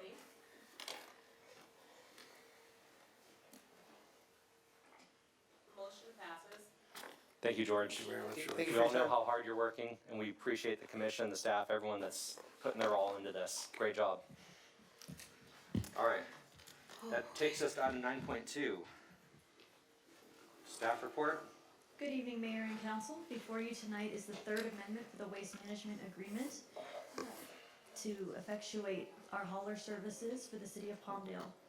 Negotiated in the agreement before you this evening is a 10-year extension, extending the program until 2036. And with that, we change our franchise fee from 14.3% to 17%. We also have negotiated $100,000 for surveillance cameras. We have also negotiated an upfront payment of some of those franchise fees as well. Just to echo what we've heard earlier today, Waste Management has been a great partner for the city of Palmdale. Even in my short time here, when we call, they respond. One very poignant note is when we had the Klinkenbrummer Memorial Service, one phone call and they were there with trash cans and porta potties and anything that we needed to support us, no questions asked. So we believe that this is a good amendment. Compliance conversations really necessitated this amendment as we continue to attempt to comply with SB 1383 and the constantly evolving laws surrounding that. We bring this before you tonight for your consideration. To kick off the discussion, I move to approve the item. I'll second. All right, we have motion, second. Let's go ahead and have discussion. Council? Well, I thought we were gonna hear from the applicant here. Oh, Justin applicant? or whoever. So we do have Waste Management here, Sandra Pursley, she's the area director. She's here to answer any questions you may have as well. Okay, come on up. I'm gonna bring, if you don't mind, Ashley and Josh Mann as well. Okay. Good evening, Sandra Pursley. Just one of the Ashleys? You know what, bring them both, cause it's the other Ashley's birthday, if you don't mind, we'll just have her, come on up. Actually, John Wilson and Kara, just come on up too, this is your whole, Everybody come this is your on whole local team and all of us, and I'm being funny, but genuinely, this is your local team, we're all here at the Palmdale landfill. This is my 18th year with WM, if you can believe that. All of us are multi-generation Antelope Valley residents. I personally am third generation and really proud to serve you as your partner, as your hauler. I love this city. I love all of the murals. I want to joke with Rhonda. I'd love to go on a scavenger hunt with my kids, including to your park, and see all of the different artwork. I would if you, I know it's been a long meeting, but I'll just tell you who everyone is, but you know Ashley, and then the other Ashley, who's your birthday. And, oh, and you know Frank is here too. I forgot Frank. Frank, if you... Frank and Ashley are your local recycling coaches. Ashley is your day-to-day contact for the agreement. Josh Mann is the regional manager, and I forgot Justin too, who is also the regional manager. The team, with all of the laws, the team has gotten so large. It used to just be me 18 years ago, and now I have this whole army of people, and I forget to introduce all of them. And then our area leadership is also here just because they also love the city of Palmdale. And if you're with WM Wave, It's quite the staff. Right. We brought the whole team, but we can answer any questions that you have. I want to be respectful of your time, but thank you for your consideration. So much thank you to staff and to all of you who provided feedback for this proposal. We are honored to serve you. We do not take this for granted, and we look forward to a long, favorable partnership. Okay. So I have a really weird ask. Oh, let's hear it. So, because I've been getting calls. Okay. I know that you guys have a senior citizen discount, right? Yes, we do. Have you ever thought about, and I'm very sensitive to age because I'm getting there myself.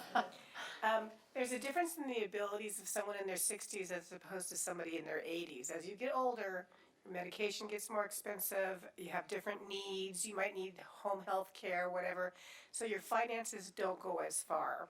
Have you ever thought about structuring your senior citizen discounts, like if you're 60 or above, you get X amount percentage. If you're 70 years or older, you get X amount. By the time you get to 80, it's a pretty good chunk, because it's very difficult for people in their 80s. Their Social Security is not keeping up with other prices of things that are going on around them. And we don't want to be in a situation where our seniors are doing without food, doing without medication, because they're required to have trash service. Right. So I just wanted you to keep in the back of your head that maybe a tiered approach to age. I know this sounds really strange, but I was trying to think of creative ways to help the super, what I call the super elderly. Because I'm in my 60s, and I'm still able to function and work and pay my bills. And then I'll be in my 70s, and it's not going to be so easy. By the time I'm in my 80s, I'm going to probably be in a wheelchair with a caregiver. No, that's not I a shouldn't joke. laugh, sorry. Oh my God, if I lived to 80, I'd be so happy. But anyways, that's another story for another day.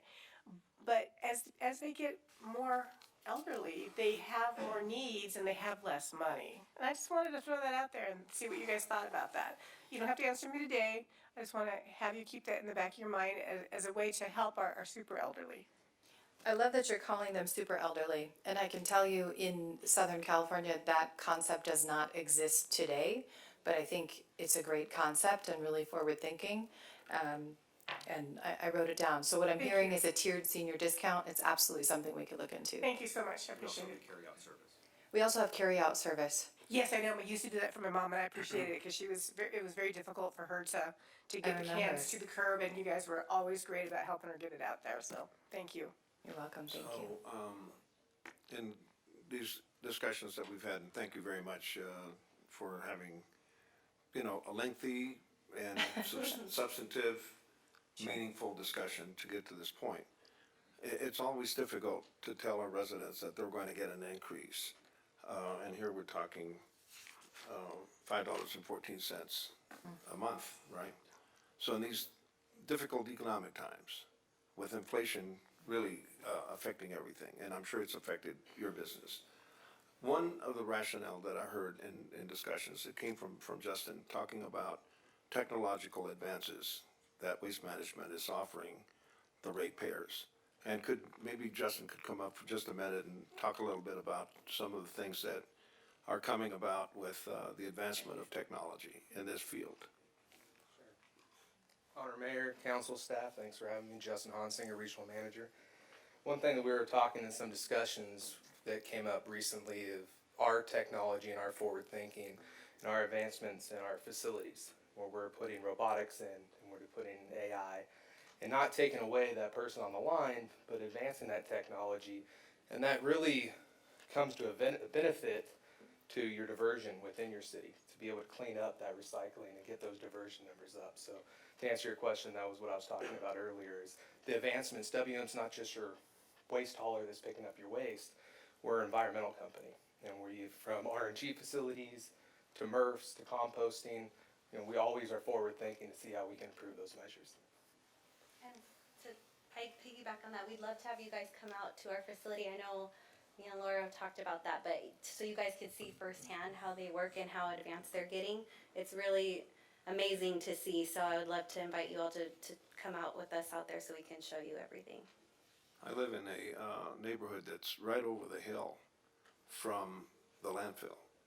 And having lived in other parts of Southern California near a landfill, one of the problems is occasionally wafting odors, plastic bags flying over. I've never seen that, and we've now been there for about 12 years. I think that what's going on there in keeping the environment clean and free of odors. I mean, at least in our area, I've never had that problem.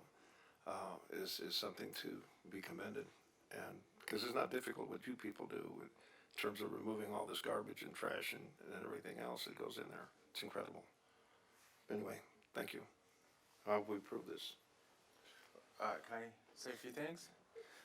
So he mentioned your increased costs because of inflation, but this might come as a shock to some of you in here. But sometimes the state mandates things that municipalities have no control over, and that is coming down on the waste management side of things. There's new mandates, there's new structure with that, there's education outreach that you have to do and some of these things. And we see you in the community doing that, and we see the relationships that you've built in the community, and that's invaluable. So I want to thank you for everything that you do. As you see the veterans, everybody that came out, like, you are making an impact in this community. We appreciate you. Thank you, echo to all of that. I'm always the last to speak, but yes, thank you to your entire team for being truly invested in this community. I mean, we heard from speaker after speaker about how you have invested in their respective organizations. We've got veterans here who we all owe a debt of gratitude to, and you guys are, quick to respond and quick to support these community organizations who do so much valuable work in our city. So thank you for each of your respective roles in doing that. There were a couple things. There's an increase in what's being proposed, but the city manager, if you could just, or maybe you guys want to talk about it. There are a couple really, I think, important benefits that the community should hear more about. So we hear all the time, illegal dumping is a nightmare here. It's like an incessant issue. How do we address it? Incorporated into what's before us is $100,000 in surveillance cameras to help stem the illegal dumping, issue here in our community. Can you guys just talk about how that program is going to roll out and exactly what should our community expect? It's up to $100,000 to buy mobile camera equipment that has digital communication. It's really flexible in terms of the variety of options that you can implement with the cameras. So you can have lights come on, you can have it record announcements. What's really great about the cameras is that you can move them. We have worked with staff and with the mayor for a really long time about talking about illegal dumping hotspots and where folks tend to dump material. And my concern in looking at the cameras is that we would put a camera there and folks would get smart and they'd go one street over. And the mobility of the cameras was really important for us and important to staff. At a high level, we are providing the funding and purchasing the cameras to just streamline that process. And that will be at the direction of staff in terms of the technology. We have a great partner that's offered their product at a very good value. We feel like we could really make that $100,000 go a long way. They're not affiliated with WM in any way. We've just leveraged our relationships and really Justin's relationship to be able to purchase those on the city's behalf. But I understand the city has bought equipment like this before, and they can dictate, it's your money to dictate what we buy and where it's located, and we can adjust up or down as needed. So the whole idea is that it's flexible. So just to add to that, once the cameras are purchased and we agree, then we take over, if you will, and speaking back to the hotspot map, our team will be responsible for moving those around, monitoring, and it's part of our overall illegal dumping program that we bring before you every year. So I just wanted to raise the point so that there is awareness that this is not just about residential service, right? Curbside service. This is about serving the entire community and addressing some of these hotspots and some of these key issues of concern for quality of life for our residents. But on top of that, we get $8.5 million to the city in a franchise fee. So this is, I think, a well-rounded package that's before us. So I just want to say thank you to each of you for all of your work, to the city team for negotiating the agreement. 10 years is a long time, but you guys have been long-standing good partners, and that should be rewarded, and I look forward to us doing that tonight. So thank you. Thank you. My turn. All right, well, I want to thank you guys for coming out and your partnership with the city. Trash is a very complex issue, especially when we're talking about a rate increase when times are tight right now, but I want to make sure, before we do this, I just want to make sure I go over all the concerns. We've talked about them. We have illegal dumping. We've got trash. We've got trash trucks. We've got the street sweepers. This is a very complex contract. I want to make sure if we approve this tonight, the 10 years, we get the same treatment we're getting 10 years from now, the same treatment you're giving us now. There's a lot of issues. One of them being which 1383. I know the increase is going to help us with that. I won't name any names, but I know our neighbors to the south have 2 landfills that are catastrophically failing, I should say. We've been fortunate. Waste Management has done a very good job managing the landfill. I personally have not received a single complaint from anyone in the city or any residents about smell or odors or anything like that. So for that, I feel very fortunate that you guys are continuing to do a good job managing it. With that said, things change, so I need to make sure that as the landfill continues to operate and continues to grow, that whatever is going on down there in the valley with those landfills, we need to make sure it doesn't happen up here. It is very important that we make sure we have a comprehensive look at how the trash is being handled, and from what I understand, the small increase is going to help with that to make sure the different levels of waste aren't being mixed together, because that's part of the problem. Is that correct? Yes. So we don't want that. We take it very seriously, as I've shared before. We're always improving at the landfill, upgrading our equipment, our infrastructure, and so yes, we want to do our due diligence to educate the public on sorting properly, because that helps everybody. We're trying to lower the methane. We're trying to increase the longevity of the landfill, and so we do our best. We're out there doing door hangers. We're out there at every event. We're trying to educate it every possible way to get people to sort properly, because it is important, and we don't take this lightly. We know what's going on. We can't speak to those business practices of those other landfills, but I know our staff takes it very seriously, and we're always ahead of the game and making sure we're staying on top of what we need to be doing and keeping it safe. Right. You guys have done a great job. You've been there for the community. I know every time I've called, you answer right away and try to find a resolution to the problem. So for that, I'm very thankful. Yeah, it's just very complex, but I appreciate the partnership and you helping us trying to solve some of these issues, like bringing the roll-offs out for cleanups and so much more than that, being part of community events. So I just want to make sure you guys are aware of all the issues moving forward. Unfortunately, sometimes it doesn't get easier, it only gets harder as the community expands and things continue to grow, but I know you guys are up for the challenge and you're here for us. Most definitely. Yeah. I just have one more question. Because this will ultimately call for an increase in cost to the end user, right? Over time. What outreach have you done with the residents to inform them that this agreement is coming before the council today and that some of these items are being considered. I can take that in partnership with the city manager. In terms of any change in rate, your franchise agreement requires at least 30 days notice. We always send a letter even before your standard CPI adjustment, which takes place each year in July, subject to your approval. We send a letter at least 30 days in advance, letting them know what's changing, why it's changing, exactly what to expect, available discounts, proper sorting. So in addition to regular quarterly newsletters to folks that talks about what's happening and what's available in their services, we also send at least 30 days notice anytime there's a rate change. Call for the question. And the reason why I'm asking, Call for the question. I'm allowed to speak, please. I think we've had plenty of dialogue. I asked the chair. I'm going to recognize my call for the finish my question. comments. The reason why I ask you to articulate that is because we have, whenever we have a rate increase, we typically get at least one person who says, nope, we don't want that rate increase. In this instance, we haven't had one public commenter speak in opposition to this, so I don't want there to ever be be anybody who draws the conclusion that there was no public outreach when rate increases happen.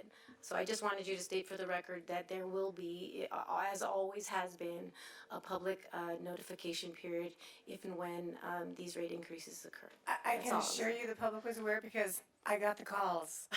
They had Laura's number. They have a lot of my numbers, yeah, I've got multiple Thank you. calls. And it is in our yearly contract, like you're saying, I remember discussing that early. There's Yeah. Let's call for the question. Thank you, Mayor Pro Tem. Start voting. Thank you.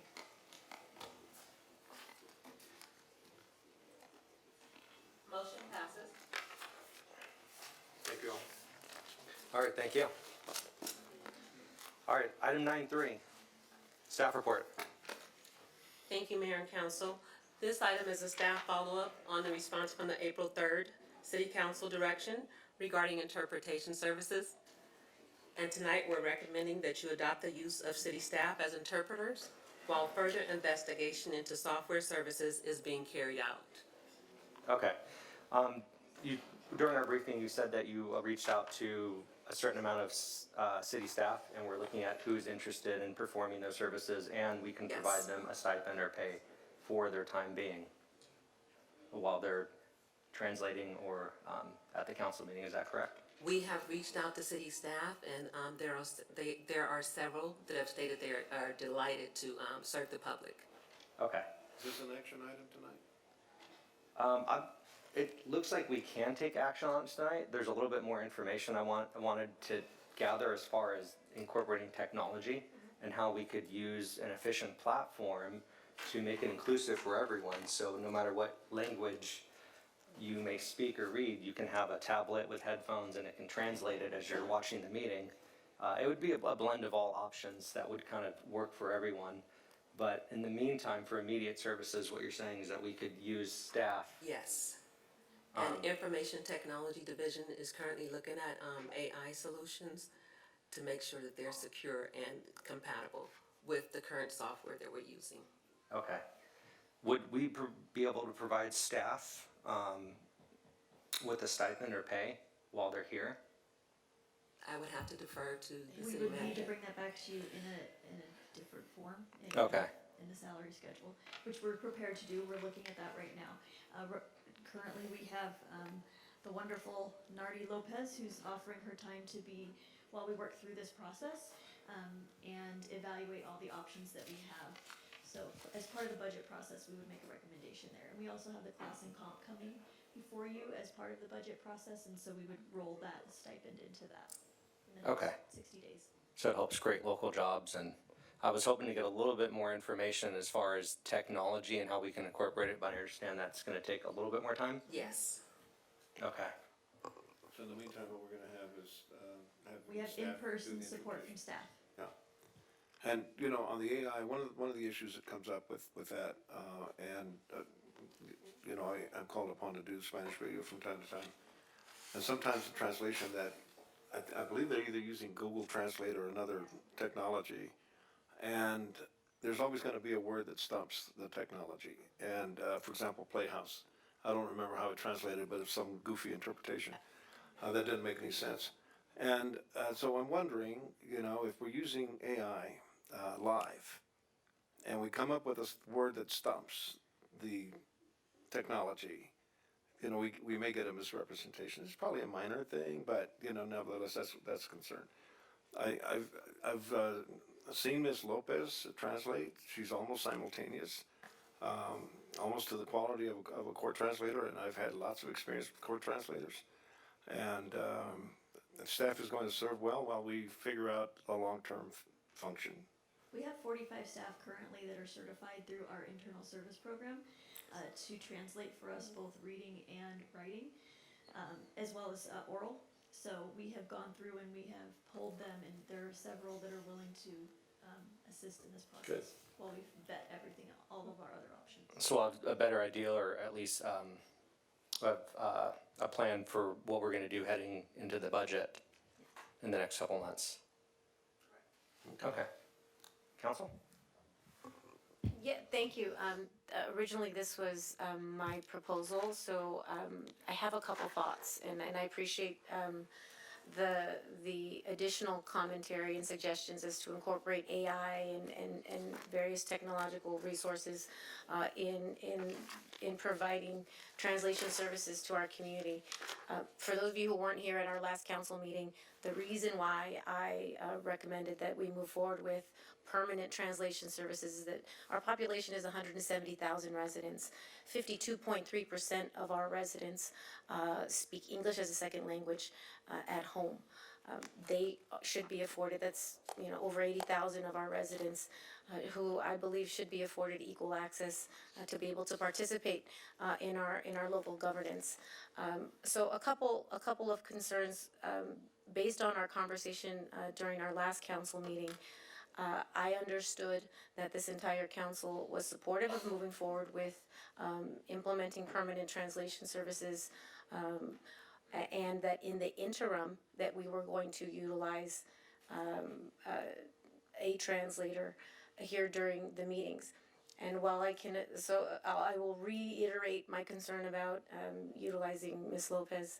She is I think is her type deputy city manager, and she's got a variety of functions that she serves in terms of oversight here in these council meetings. And so I think we should tap into the pool, but more to the point of providing access. Not every so Ms. Lopez comes up.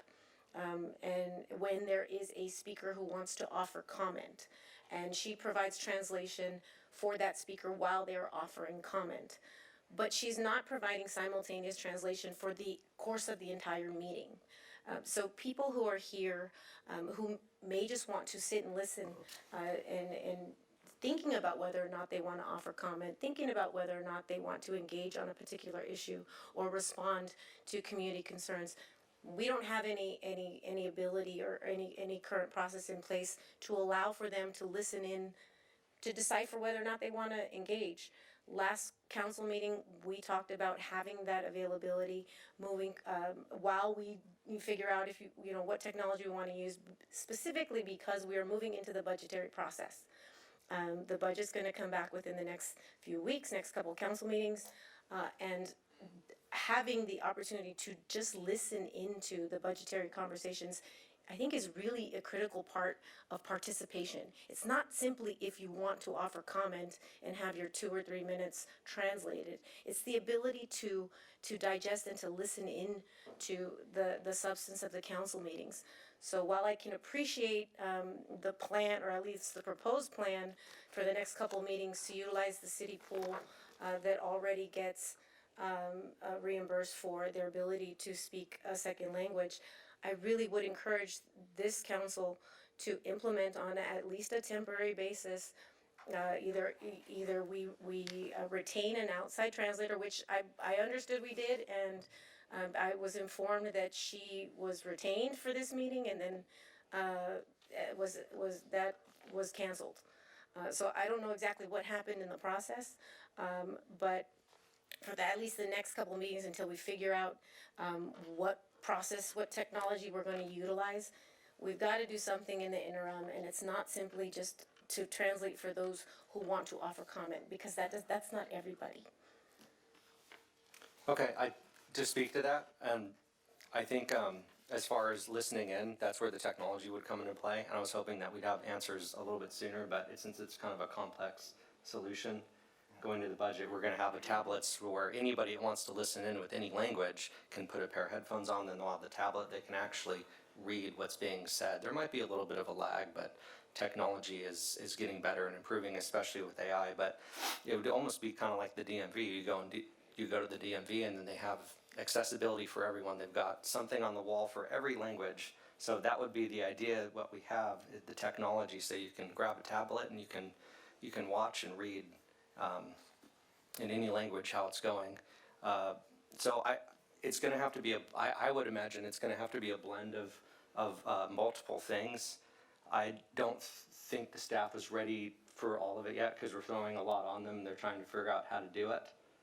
But we can retain, because we have before, and we did for this meeting, but they were just canceled. We can retain a professional translator who brings in the equipment, who sits in the back and translates the entire meeting at a very limited cost.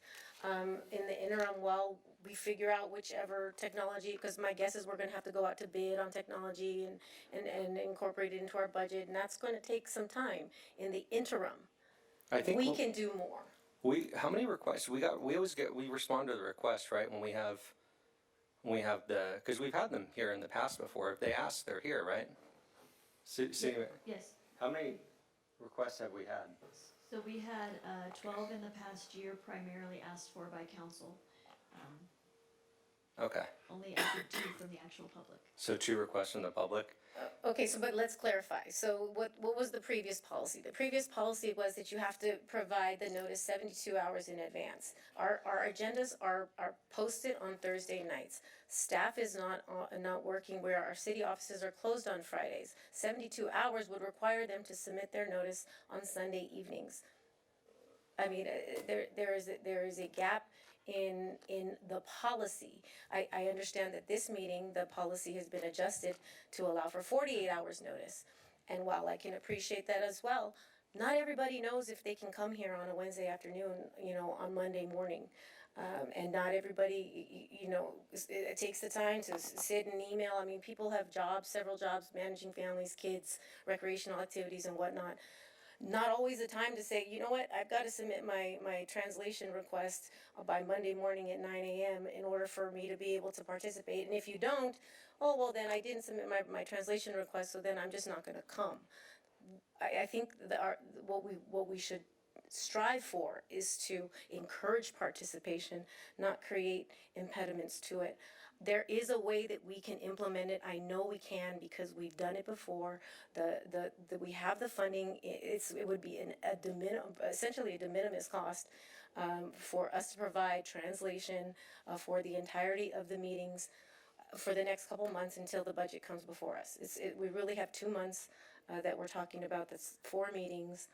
That is a de minimis cost, but with an absolutely profound, potentially profound impact in terms of accessibility and engagement and public participation by over half of our population.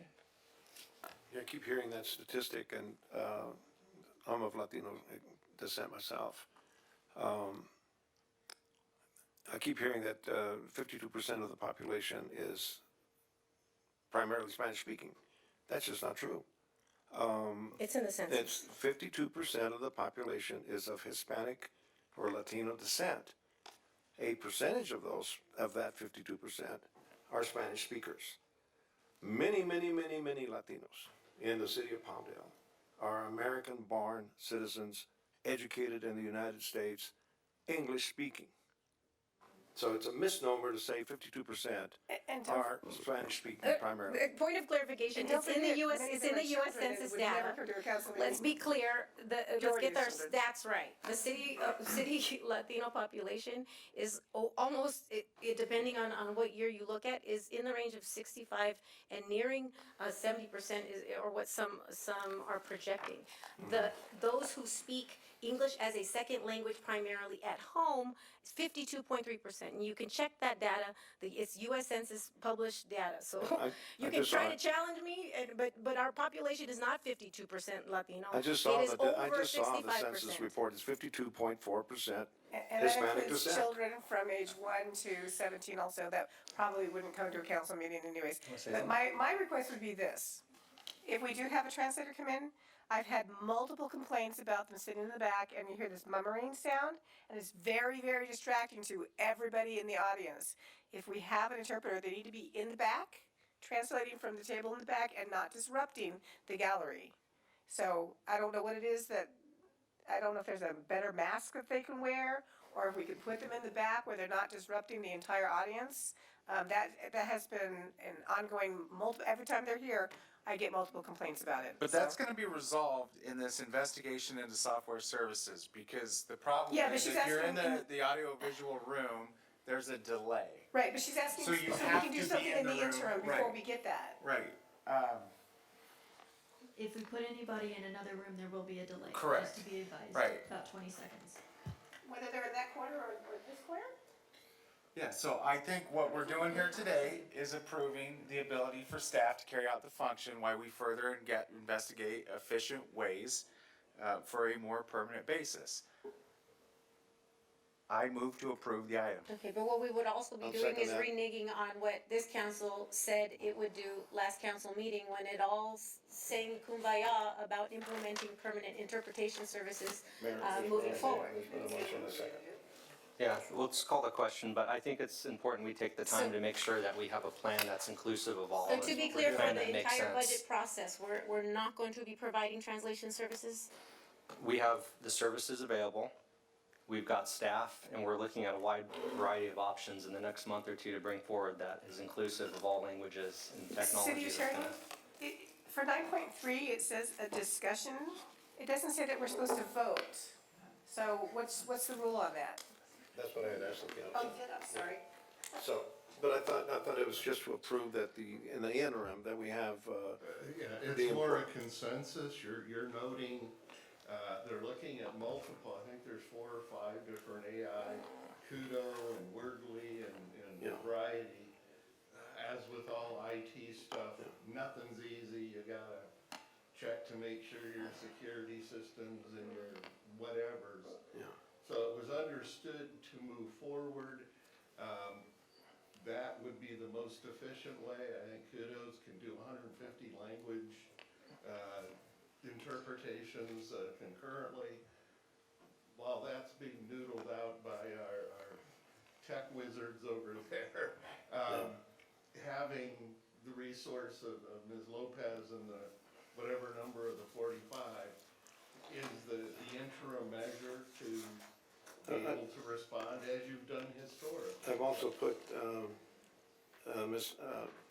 the city manager in contact with an interpreting service that could provide the service simultaneously. They're court interpreters that might be considered as well.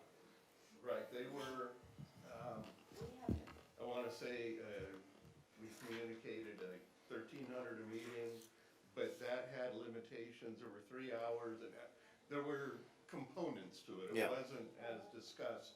Somebody sit straight through and interpret everything. So staff was trying to be as efficient getting resources immediately here while we sorted other that. stuff was being looked at. Bottom Okay, line, but I to be believe- clear, in our minutes that were adopted earlier, our minutes from our meeting of our last council meeting, it says, council directed staff to research the options and provide an interpreter for the next meeting. Motion to provide an interpreter for the April 17, 2024 meeting and agendize an action item to come back to the next meeting. And I see you guys, but that's an interpreter for public comment only, not for the entire course of the meeting. That is something entirely different. That was the intent, and we had. That was never the intent. I was very clear That about was making. your intent, the rest of us thought differently. There might have been a little bit of a miscommunication. However, we're working forward. We're looking at some software that's really gonna solve a lot of the issues that we've been having as far as this. And I'm hoping we can get this going sooner than later as far as implementing a wide variety of services as far as the software and the translators and everything that's equitable and inclusive for all. So I'm looking forward to that. And I know staff and IT is working ferociously on it so we can get that technology, and that. I just really don't know why there would be such pushback on allowing and encouraging more participation and access to our meetings. I don't understand it. Particularly Mr. Loa, you keep fighting me against this, but these are people in our community who want to participate in our local governance, and you're creating an impediment to it. Well, I support the idea of an interpreting service, but I want it to be done in an orderly fashion, well thought out, investigated appropriately. And I think everybody on this council wants to provide that service to the Spanish-speaking community or any other linguistic community. But not through the budget process. Well, I think we're gonna have that service provided by staff, so I think it's going to be adequately provided. I mean, there's lots and lots of functions in government, including the courts, the legislature, city councils all over the place, where, you know, this is not being provided, you know. It's provided for the individual that needs it, but not necessarily for everybody in the room. And we're trying to figure out what the correct response is to serve this community. I think everybody wants to serve the Spanish, Chinese, Filipino, whatever language it is. We want to serve everybody, but we want to do it responsibly, so that we're not going to be going excessively using taxpayer money to service a need that may not necessarily be there unless it's appropriately, you know, vetted. Yeah, That's using all we're taxpayer trying to money do. that half of our population are taxpayer. I mean, these are. All right. Now, half the providing population, access. more than half of the population that you're talking about is $1,200, English $1,300 a speaking. month. Let's go ahead and call the question. Yes, let's call for it. Start please. voting. All votes are in except one. Waiting for one vote. Which one? Motion passes. All right, thank you. Okay. All right, so council reports, announcements, requests for future agenda items. Laura? So, I'm good. I have a couple of things that I would like, not next meeting, but when you have a chance, and there's no rush on it, cause I know you got budget coming up. But, I'd like an update on what's happening with the Timboli Center. And for the public that doesn't know, I've been pushing very hard, for a while now to get a, improved public cemetery and possibly a military cemetery, since we have Edwards Air Force Base, right next to us. And our cemeteries, quite frankly, especially with COVID, are starting to fill up. So if you have a chance, if you could just update us on the cemetery, and it's really important to me, and you know, for those of you that know me, you know why. But, yeah, if we could just get an update on Chimboli and the cemeteries, that would be great, and like I said, there's no rush. Would you like it now? Oh, well, sure, if you have it now, that'd be I great. can do that. We are currently, on the Chimboli Center, we have selected our architect, we have identified funding, we're porting over some additional funding and in the design phase right now. It's more than just Chimboli that we're looking at an expansion of the library as well as connecting the Chimboli Center to City Hall, and then also beginning some renovations on the oldest part of City Hall. So it is a massive project. We anticipate it'll be probably somewhere around 20 million. We anticipate bringing a bond to you in the beginning of the next fiscal year to support the rest of that endeavor. As to the cemetery, we are in conversations with the cemetery district that's here that governs our area, and they are excited to be pursuing assuming control of the existing cemetery and also expanding and renovating. I'm not sure how you renovate, but definitely expansion of. It needs some renovating. Maybe that's not the right word for it. No, but, no, it is. They're definitely. I can guarantee you, if you build a new cemetery, I promise to be the first one in. I don't like that. Be careful I don't what want to you hear promise. that. So. I get to pick the best spot. So we're having conversations with them right now. We've got to work through a few legal issues because when we took over the cemetery, we took it in certain ways, and there's legal mumbo jumbo that, sorry sir, that I won't bother you with. But we're working through that to turn that cemetery back over and actually start burials there again, including a mausoleum. That will come before you in the next few months, and they're hoping to have sort of a grand handover, no, this is very sensitive, a handing of the torch, if you will, to them on Veterans Day. That's what we're targeting.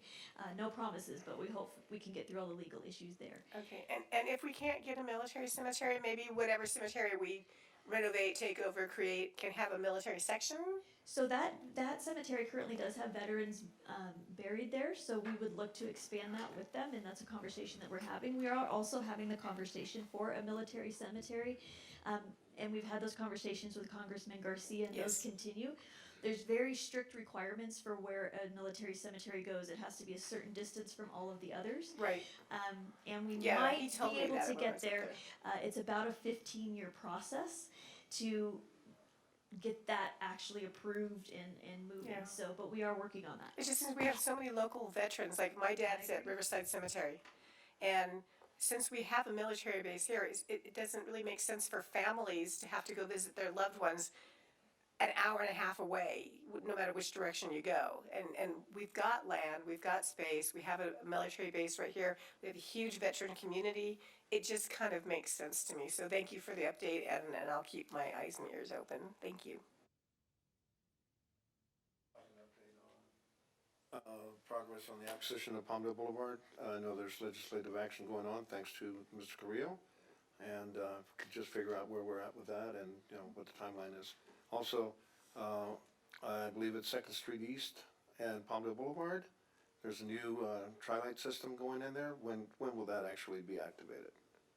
We don't have a date for that yet. That was a Caltrans install, and it's subject to the punch list as well as electrification with SCE. So we don't have a turn-on date yet. Okay, but we can try and figure that out. We will find that out. Thank you.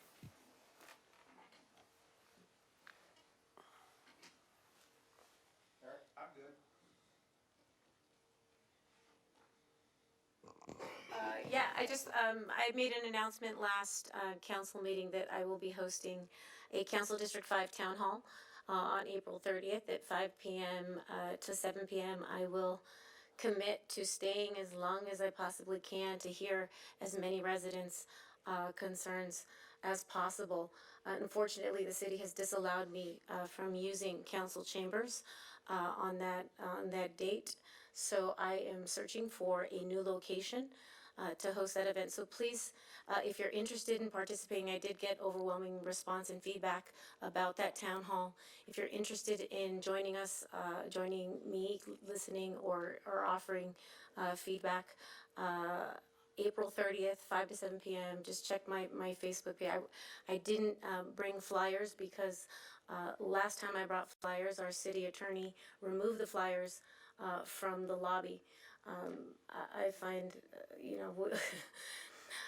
in any case, there's a lot to be said about that, but in any case, if you're interested in participating in the April 30th Town Hall, please visit my Facebook page, 5 to 7 p.m. I will post a new location, and I look forward to hearing from each and every one of you at that Town Hall. All right. Avenue R update? And the downtown area, and do we have any update on that? Lynn is here and ready. I probably sound like a broken record asking about Avenue R, but I know we're getting closer. Good evening, everyone. Avenue R update. We are continually finishing up the undergrounding. We ran into a couple more utility conflicts with the water lines, so we are having to lower our lines and things like that. So unfortunately, I thought at the last time we were going to be paved on that one side and then moved over. I believe it's probably about a 2-week out before we're paved on that one side, or before we've actually done all the drainage work, gotten it up to the base, and then now we're going to flip back over and start the work on the south side. It is still set to be complete in September.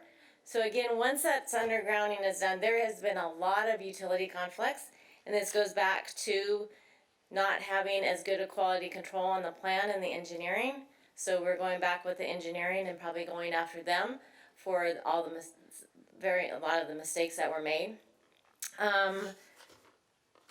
10th Street East will be open the week of the 29th, and it will be fully open. And then what they will do is then go on to 9th Street East and start working with the roundabouts at Q9 and 9th. Is that April 29th? Yes. Oh, wow, okay. Yes. This last, yes, I'm sure. I verified it today with the contractor and with the project manager. We had, for some reason with this last rainstorms and that we've had a lot of the areas where they're putting in the water lines and utility lines, it's been very wet. So they've actually had to do a lot more pumping than they had previously thought they were. So, and had to dry out. So unfortunately that happens. But yes. So, and then that one, the whole project is also supposed to be done around September with the landscaping in and things like that. Thank you for that. I You're know welcome. our residents eagerly wait Yes, that I know. completion. Thank you for all of that. Well, I don't have any requests, but I guess an announcement or just a comment on tonight's meeting. I know we had a lot of turnout tonight by residents, and there was a couple contentious moments. However, that's what having a good engaged city is all about.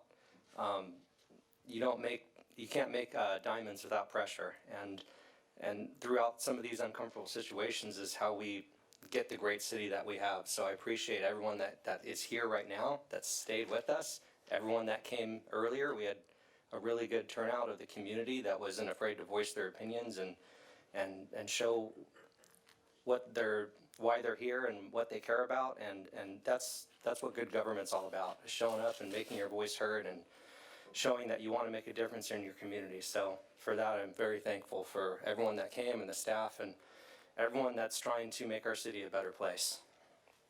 So we're going to move on to item number 11, our city manager's report. Thank you, Mayor. There's just a ton going on. There always is. I'll just call out a few upcoming events. We have Air Force Plant 42 Earth Day on Friday, April 19th. We have this weekend also 2 season of service events for desert dumping cleanups and beautification. Our youth iServe team will be at one of these this weekend at Desert Sands Park, so you can see all of this information on our website. We have Earth Day Park activities at Marie Kerr on the 22nd. We have an annual Seniors Resource Fair on April 24th, Aerospace Valley Career Fair that we will be participating in on April 25th. We're kicking off our farmers market for the first time in a long time, many years. I know that we've tried this a few times before, but we are committed to making it successful. That will take place every Friday from 4 to 8 p.m. at Oasis Park. It will also include live entertainment, and we're very excited to get that starting. That'll go through November. We have an art exhibit at Legacy Commons opening April 26th. We have the Palmdale Sheriff Boosters Car and Bike Show on April 27th at Drytown. And Vet at the Park on April 28th, Books and Barks. It just goes on and on. But one key item I'd like to bring to everyone's attention is the council has been very focused on graffiti. We want to make sure that our community is as beautiful as it can be, and the council has really dedicated a lot of dollars to mitigation efforts and prevention efforts of graffiti. In fact, about 3 meetings ago, they authorized an additional 3 staff members. So we are still staffing up for that, but we are getting to the place where we have 1 dedicated vehicle and 2 bodies in every single district, as well as a rover. And those investments are paying dividends already. Some statistics I'd like to just hit you with very quickly. Over the past 2 months, we have, I think I'm missing a number here, excuse me. We, in March of 2024, let me start with the lower number. In March of 2023, we eradicated 41,344 square feet of graffiti. In March of 2024, we doubled that with 81,627 square feet in 1 month. That is a tremendous amount of graffiti that we have covered. So our teams are very dedicated. They're working very hard. We're even looking at going to 7 days a week to try and combat anything that we have. The other thing that we're doing is we're very strong on public safety. You may have seen a post that we had earlier this week where we are enabling every technology that we possibly can that will come before council to try and make sure that people know and criminals know that crime doesn't pay in Palmdale. So stay tuned for that. A lot of it's very cutting edge. We're increasing our number of flock cameras. We're looking at additional opportunities to bring businesses into the ring program that the city will underwrite, and then also creating basically a virtual network between all of the businesses so that we can help get the bad guys off the street. So with that, in addition to all the municipal code changes that we've made, this is not the place to do the bad things. Can you just clarify for the public that's watching that the vet at the park is not a veterinarian? Veterinarian. It's a veterinarian. So if you have animals, you bring your animal to the park for, I guess, exams, treatments, vaccinations, whatever. Because we have so much vet activities with the veterans. I want to make sure that people didn't think it was a veterans event. It's an animal event. All this information can be found on our community calendar on our website. I just wondered in case they were watching, so. I think it's very commendable that we eradicated that much graffiti, and it's an ongoing effort, and yet the graffiti taggers, whatever you want to call them, continue to deface properties all over the city. And thank you for pointing out that this council is supportive of eradicating as much as possible. One of the problems, I think, is that many times the persons that are doing this are juveniles. And AV Scanner, for example, has caught some people right after they were spraying, and there's a car, there's a license plate. We need to inform the public that if their minors are engaged in defacing property, they are responsible. The parents are responsible for the actions of the minors. That's state law. And we need to pursue that, because that may help us mitigate this ongoing blight in our city. Right? And can I just say that, yeah, we see a lot of stuff on AV Scanner. Problem is, a lot of those vehicles that he was saying that show up on AV Scanner never make it into a police report, because nobody calls and files a police report.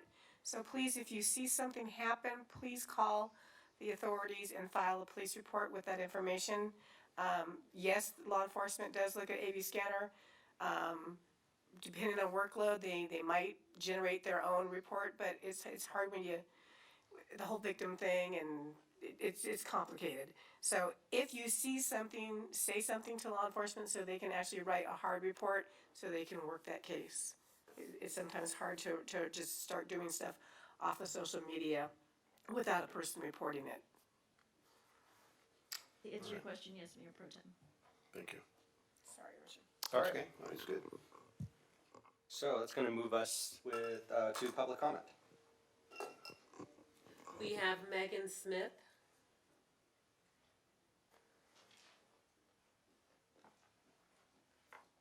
Hi. Hello, Council. Just before I begin, I wanted to clarify. So I'm not allowed to ask questions, or I didn't understand the no dialogue thing. We're not allowed to discuss back and forth, but Okay. you have a couple minutes to make a statement or anything you wish to say. Okay.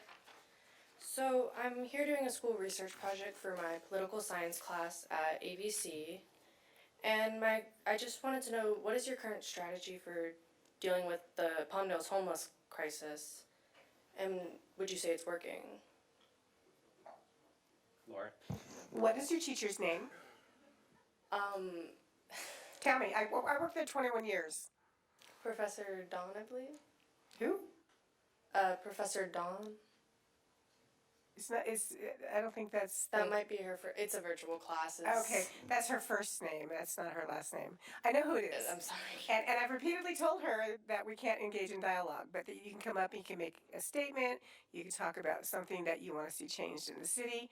Hopefully she's watching, so make sure you get your credit for this. She used to have us sign the agendas, and so you could take, but now you're doing it virtually. So yeah, it puts you in a particular position because you have questions that you wanted to ask, but we're not allowed to answer you. So she has been told repeatedly that that's not how it's done. So I will give you my card. we apologize. After we're done here, and then you can email me. You can, And then, you can call us on our city line, and we'll be happy to answer any questions. One of the problems that we have is that there's taxpayer money that is being paid to combat the homeless issue, and we pay a substantial amount of money that goes to Los Angeles County to this to try to deal with this homeless issue, but very little money comes back. And we do have a substantial. We see the homeless population. Just today I saw a gentleman that was lying on the sidewalk right over by Jack in the Box by 6th Street East on Palmdale Boulevard. And that gentleman was there yesterday afternoon, lying on the sidewalk. He was still there this morning. I called, and I hope that that person was given some kind of service. I hope he was alive. I don't know. But it is a problem that is reaching into the city of Palmdale. But we're not getting our money's worth as far as what the taxpayers are putting into this to combat this problem. And that's one of the things that I am addressing on one of the commissions that I sit on. We need more money here. That's what I'm talking about. Thank you. Thank you, Ms. Smith, and good luck in your class.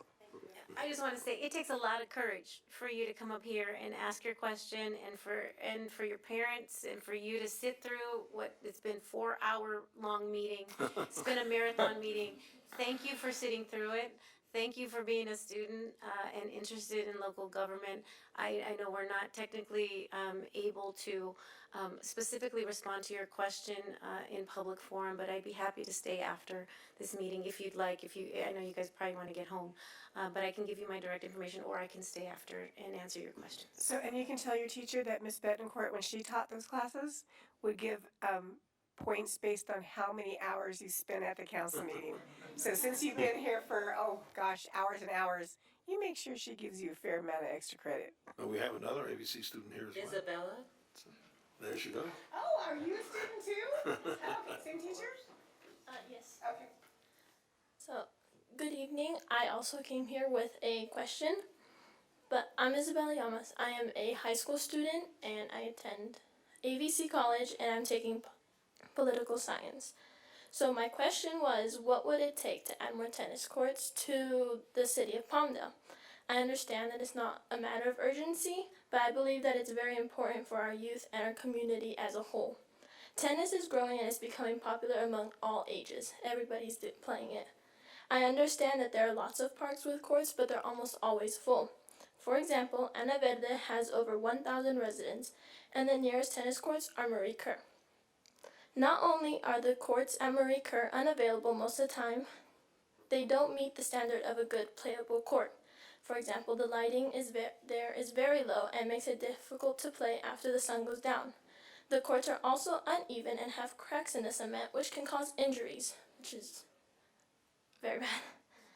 In the tennis community, there are UTR tournaments and Flex League matches, which brings people from different cities to play tennis competitively, so good and available courts are needed. This can also add benefits for the city and local businesses. People who come in from another city may be tempted to spend money. It may be getting food, going shopping, or even getting gas before they get home. And the addition of new tennis courts in one or two parks The addition of new tennis courts in one of the two parks there are in Ana Verde would be a good addition to the area. Also, possibly fixing the lights, resurfacing the courts, or adding new courts. I do believe this addition and effort would benefit our community, get people outside, and get our communities growing. Thank you for your service and time. Thank you very much. Well done. Jane Hernandez? You're a political science major, you got my vote whenever you want to run for office. That was very well thought out, and really appreciate it. There's a popular misconception that Eric brought up at the last meeting regarding the disdain people have for veterans. I'd like to point out that the greatest example of disdain for veterans occurred during the Great Depression in 1932, when 20,000 World War I veterans marched on Washington to demand the bonus that had been promised them for fighting in World War I. What they did was they petitioned Congress, and of course, Congress being what it is, denied them the bonus.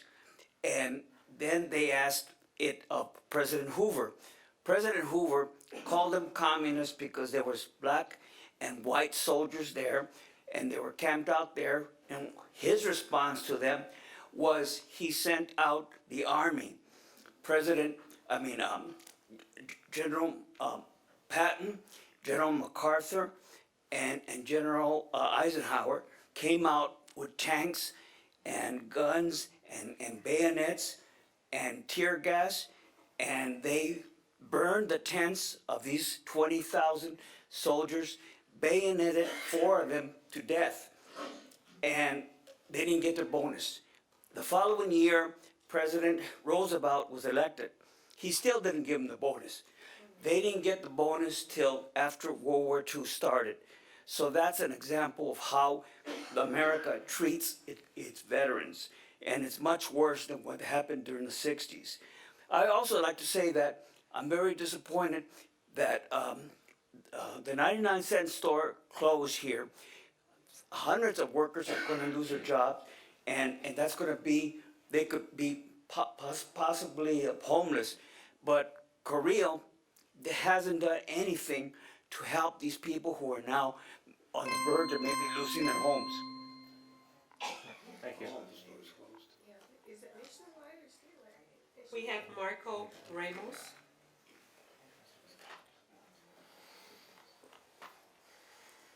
How you doing? So behalf on Professor Almakadon as well. I am Marco Ramos. I am currently enrolled in a political science class at Antelope Valley College. I am a geography major trying to pursue Geographic Information Systems, GIS. But distinguished and honorable council members, Mr. Mayor, I just want to appreciate my gratitude, and I wanted to thank you all for the for your commitment to the Parks and Recreations program for the residents of Palmdale. I am currently a lifeguard at Murray Kerr Pool. I've been there for 2 summers already. I'm going to be going into my 3rd one this year. And it's just been very life-changing, and I'm very blessed and very honored to be able to, serve the city. I've been here for almost 20 years of my life, and I just want to be able to give back. I'm in service, just provide the service to your guys' city, to my church. I've been here for almost 20 years of my life, and I just want to give back. I come from I don't want to say long line of lifeguards, but Nothing wrong with that. yeah, what is it? I have one in the audience right here, my uncle.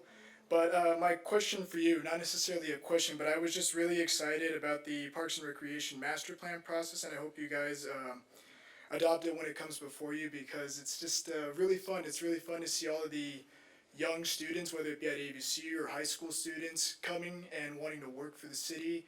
We really appreciate it. It allows me to be able to pay for college first and foremost, but also when life's little pleasures come around, I really appreciate it as well. So thank you all so much. Have a blessed rest of your evening. Are you taking Mr. Pessis for your GIS? Say again? Who is your teacher for GIS? Michael Paces. Yes, that's who I asked. Tell him I said hello. And if you ever want to come see how the GIS is used at the Sheriff's Department, I use it on a daily basis. We map the crime out using our GIS. Appreciate it. Thank you so Give me a much. call. Of course. Thank you again, everybody. Thank you. Robert and Rebecca.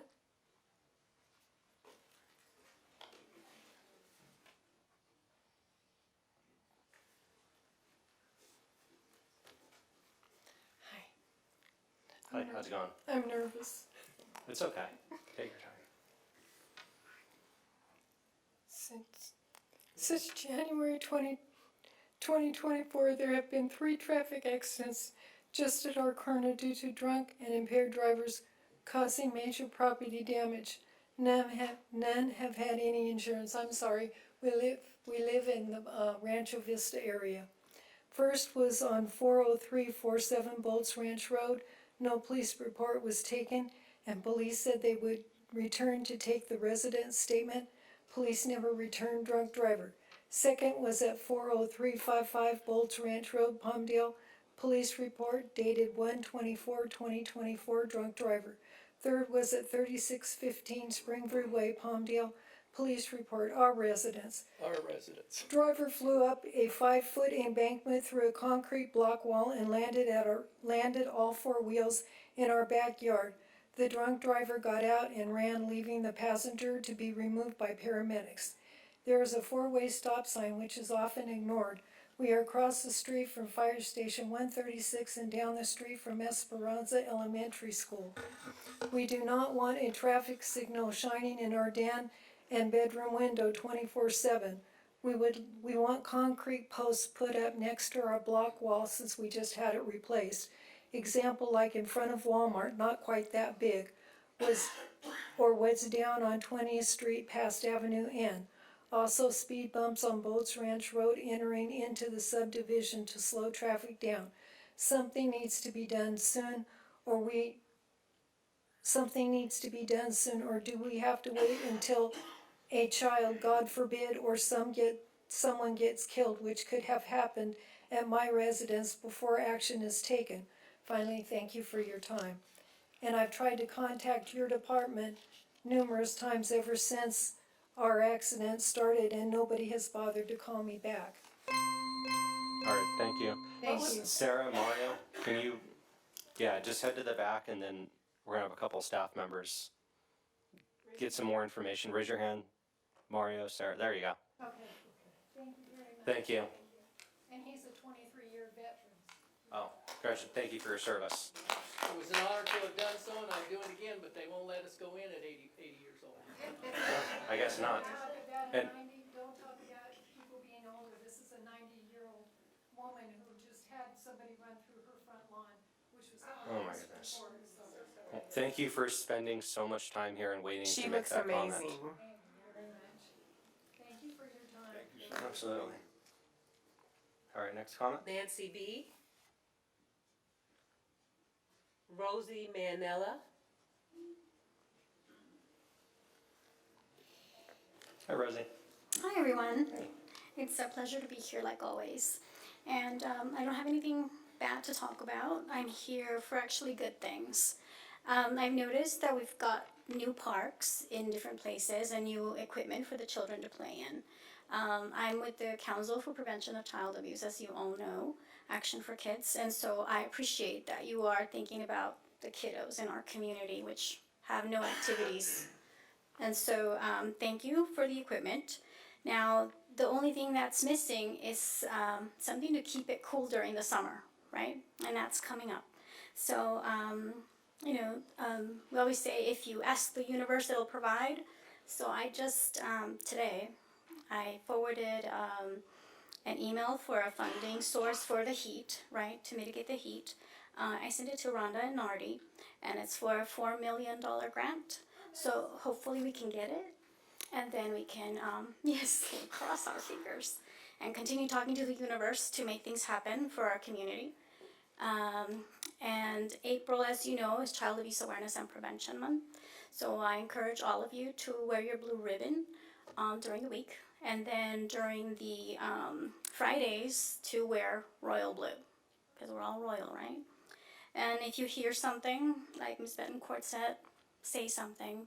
Don't just keep it to yourself if you hear a child who's constantly crying out for help. It's also, another icky thing, Sexual Assault Awareness Month, right?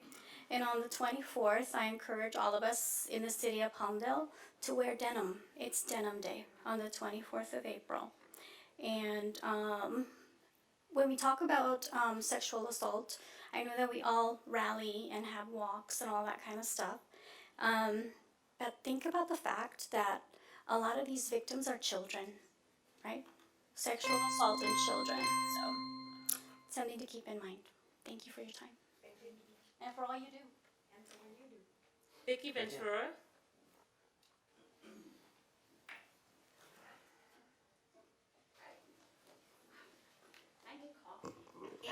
In your waste management green. Huh? In your waste management green. I did, see, so we could support them, I thought, okay, I won't go to speak, but I'll wear my green for you guys, so.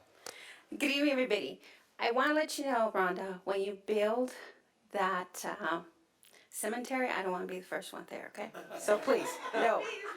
Not for me. For you, stop it. No, we won't. Anyways, so good evening, everybody. Mayor Austin Bishop, I want to thank you for participating in our Young Entrepreneurs Academy. The Antelope Valley Chamber of Commerce, as you know, we put on a YAY program, right? And we try to take on about 30 students, but this time we only had 17.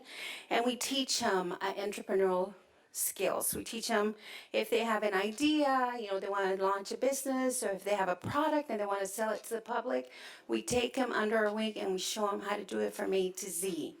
And we just finished our first cohort after COVID. And we were very excited, so we just held our investor panel last Thursday.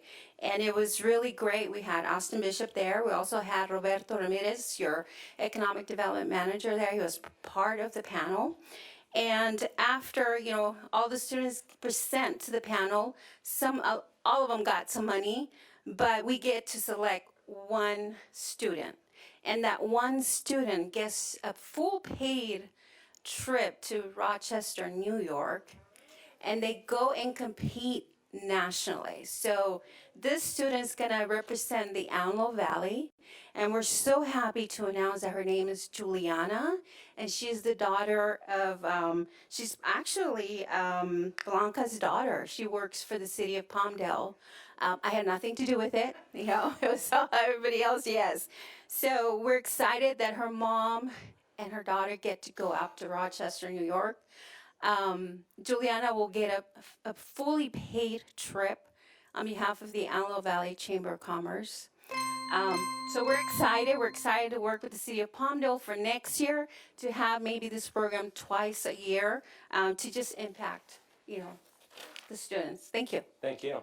She had a very impressive organizational business, and I'm excited to see how she does on the national stage competition. So that's very good. It's tough, especially for a kid. Oh, yeah. That's it. Yeah. 11 years old.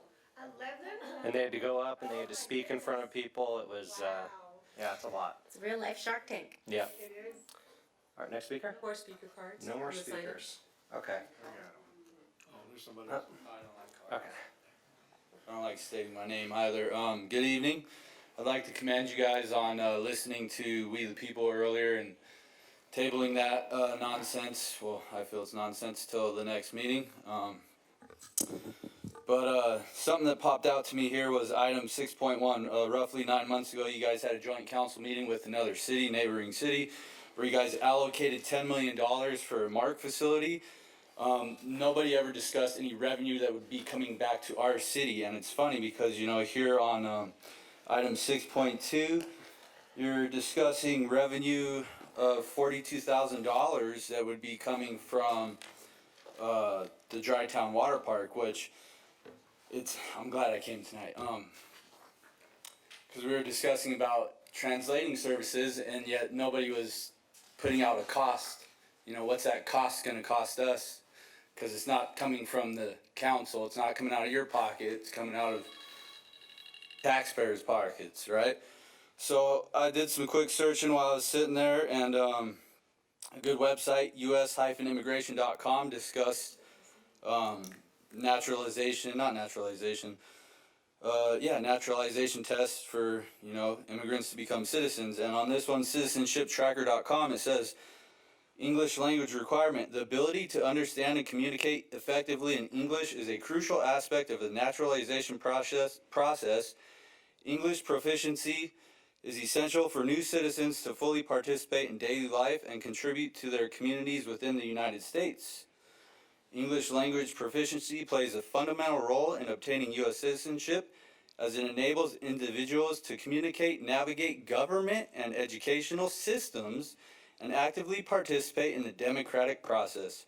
Moreover, proficiency in English allows new citizens to access important information and services, fostering a sense of integration and belonging in American society.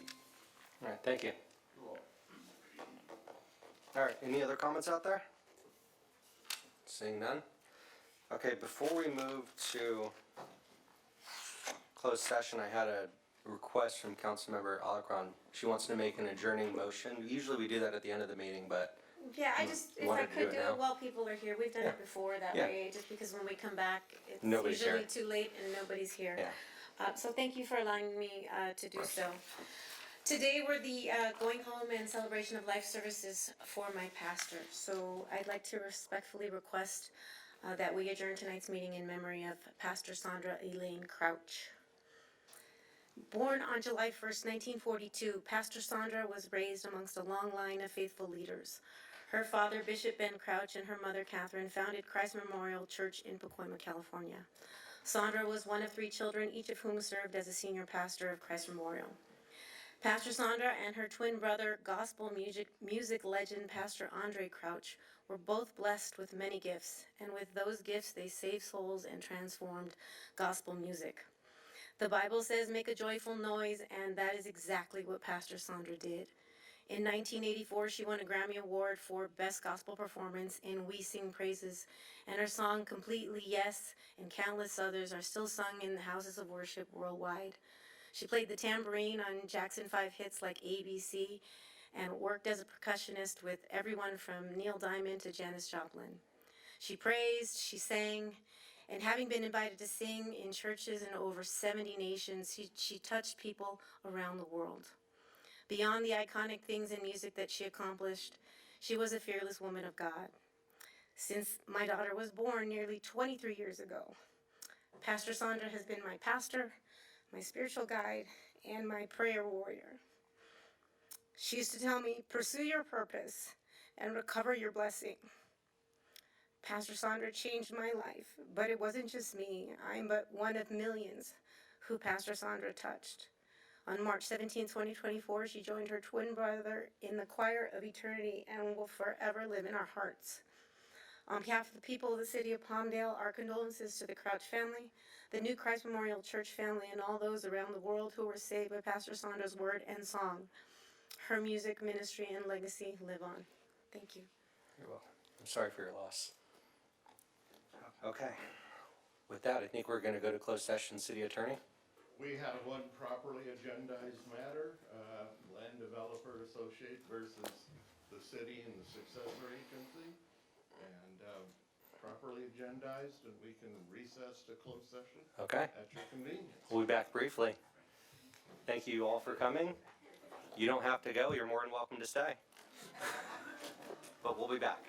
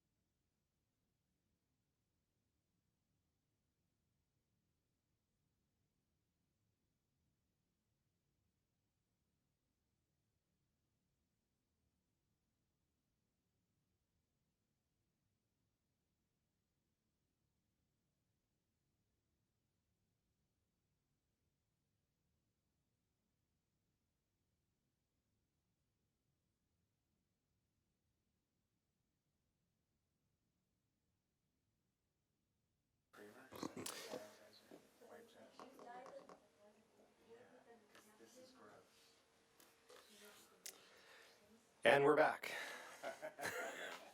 City Attorney. Was updated, but no reportable action occurred, although we expect one soon. All right. Thank you very much. We're going to go ahead and adjourn the meeting. Thank you guys for coming. Get home safe. That was sweet.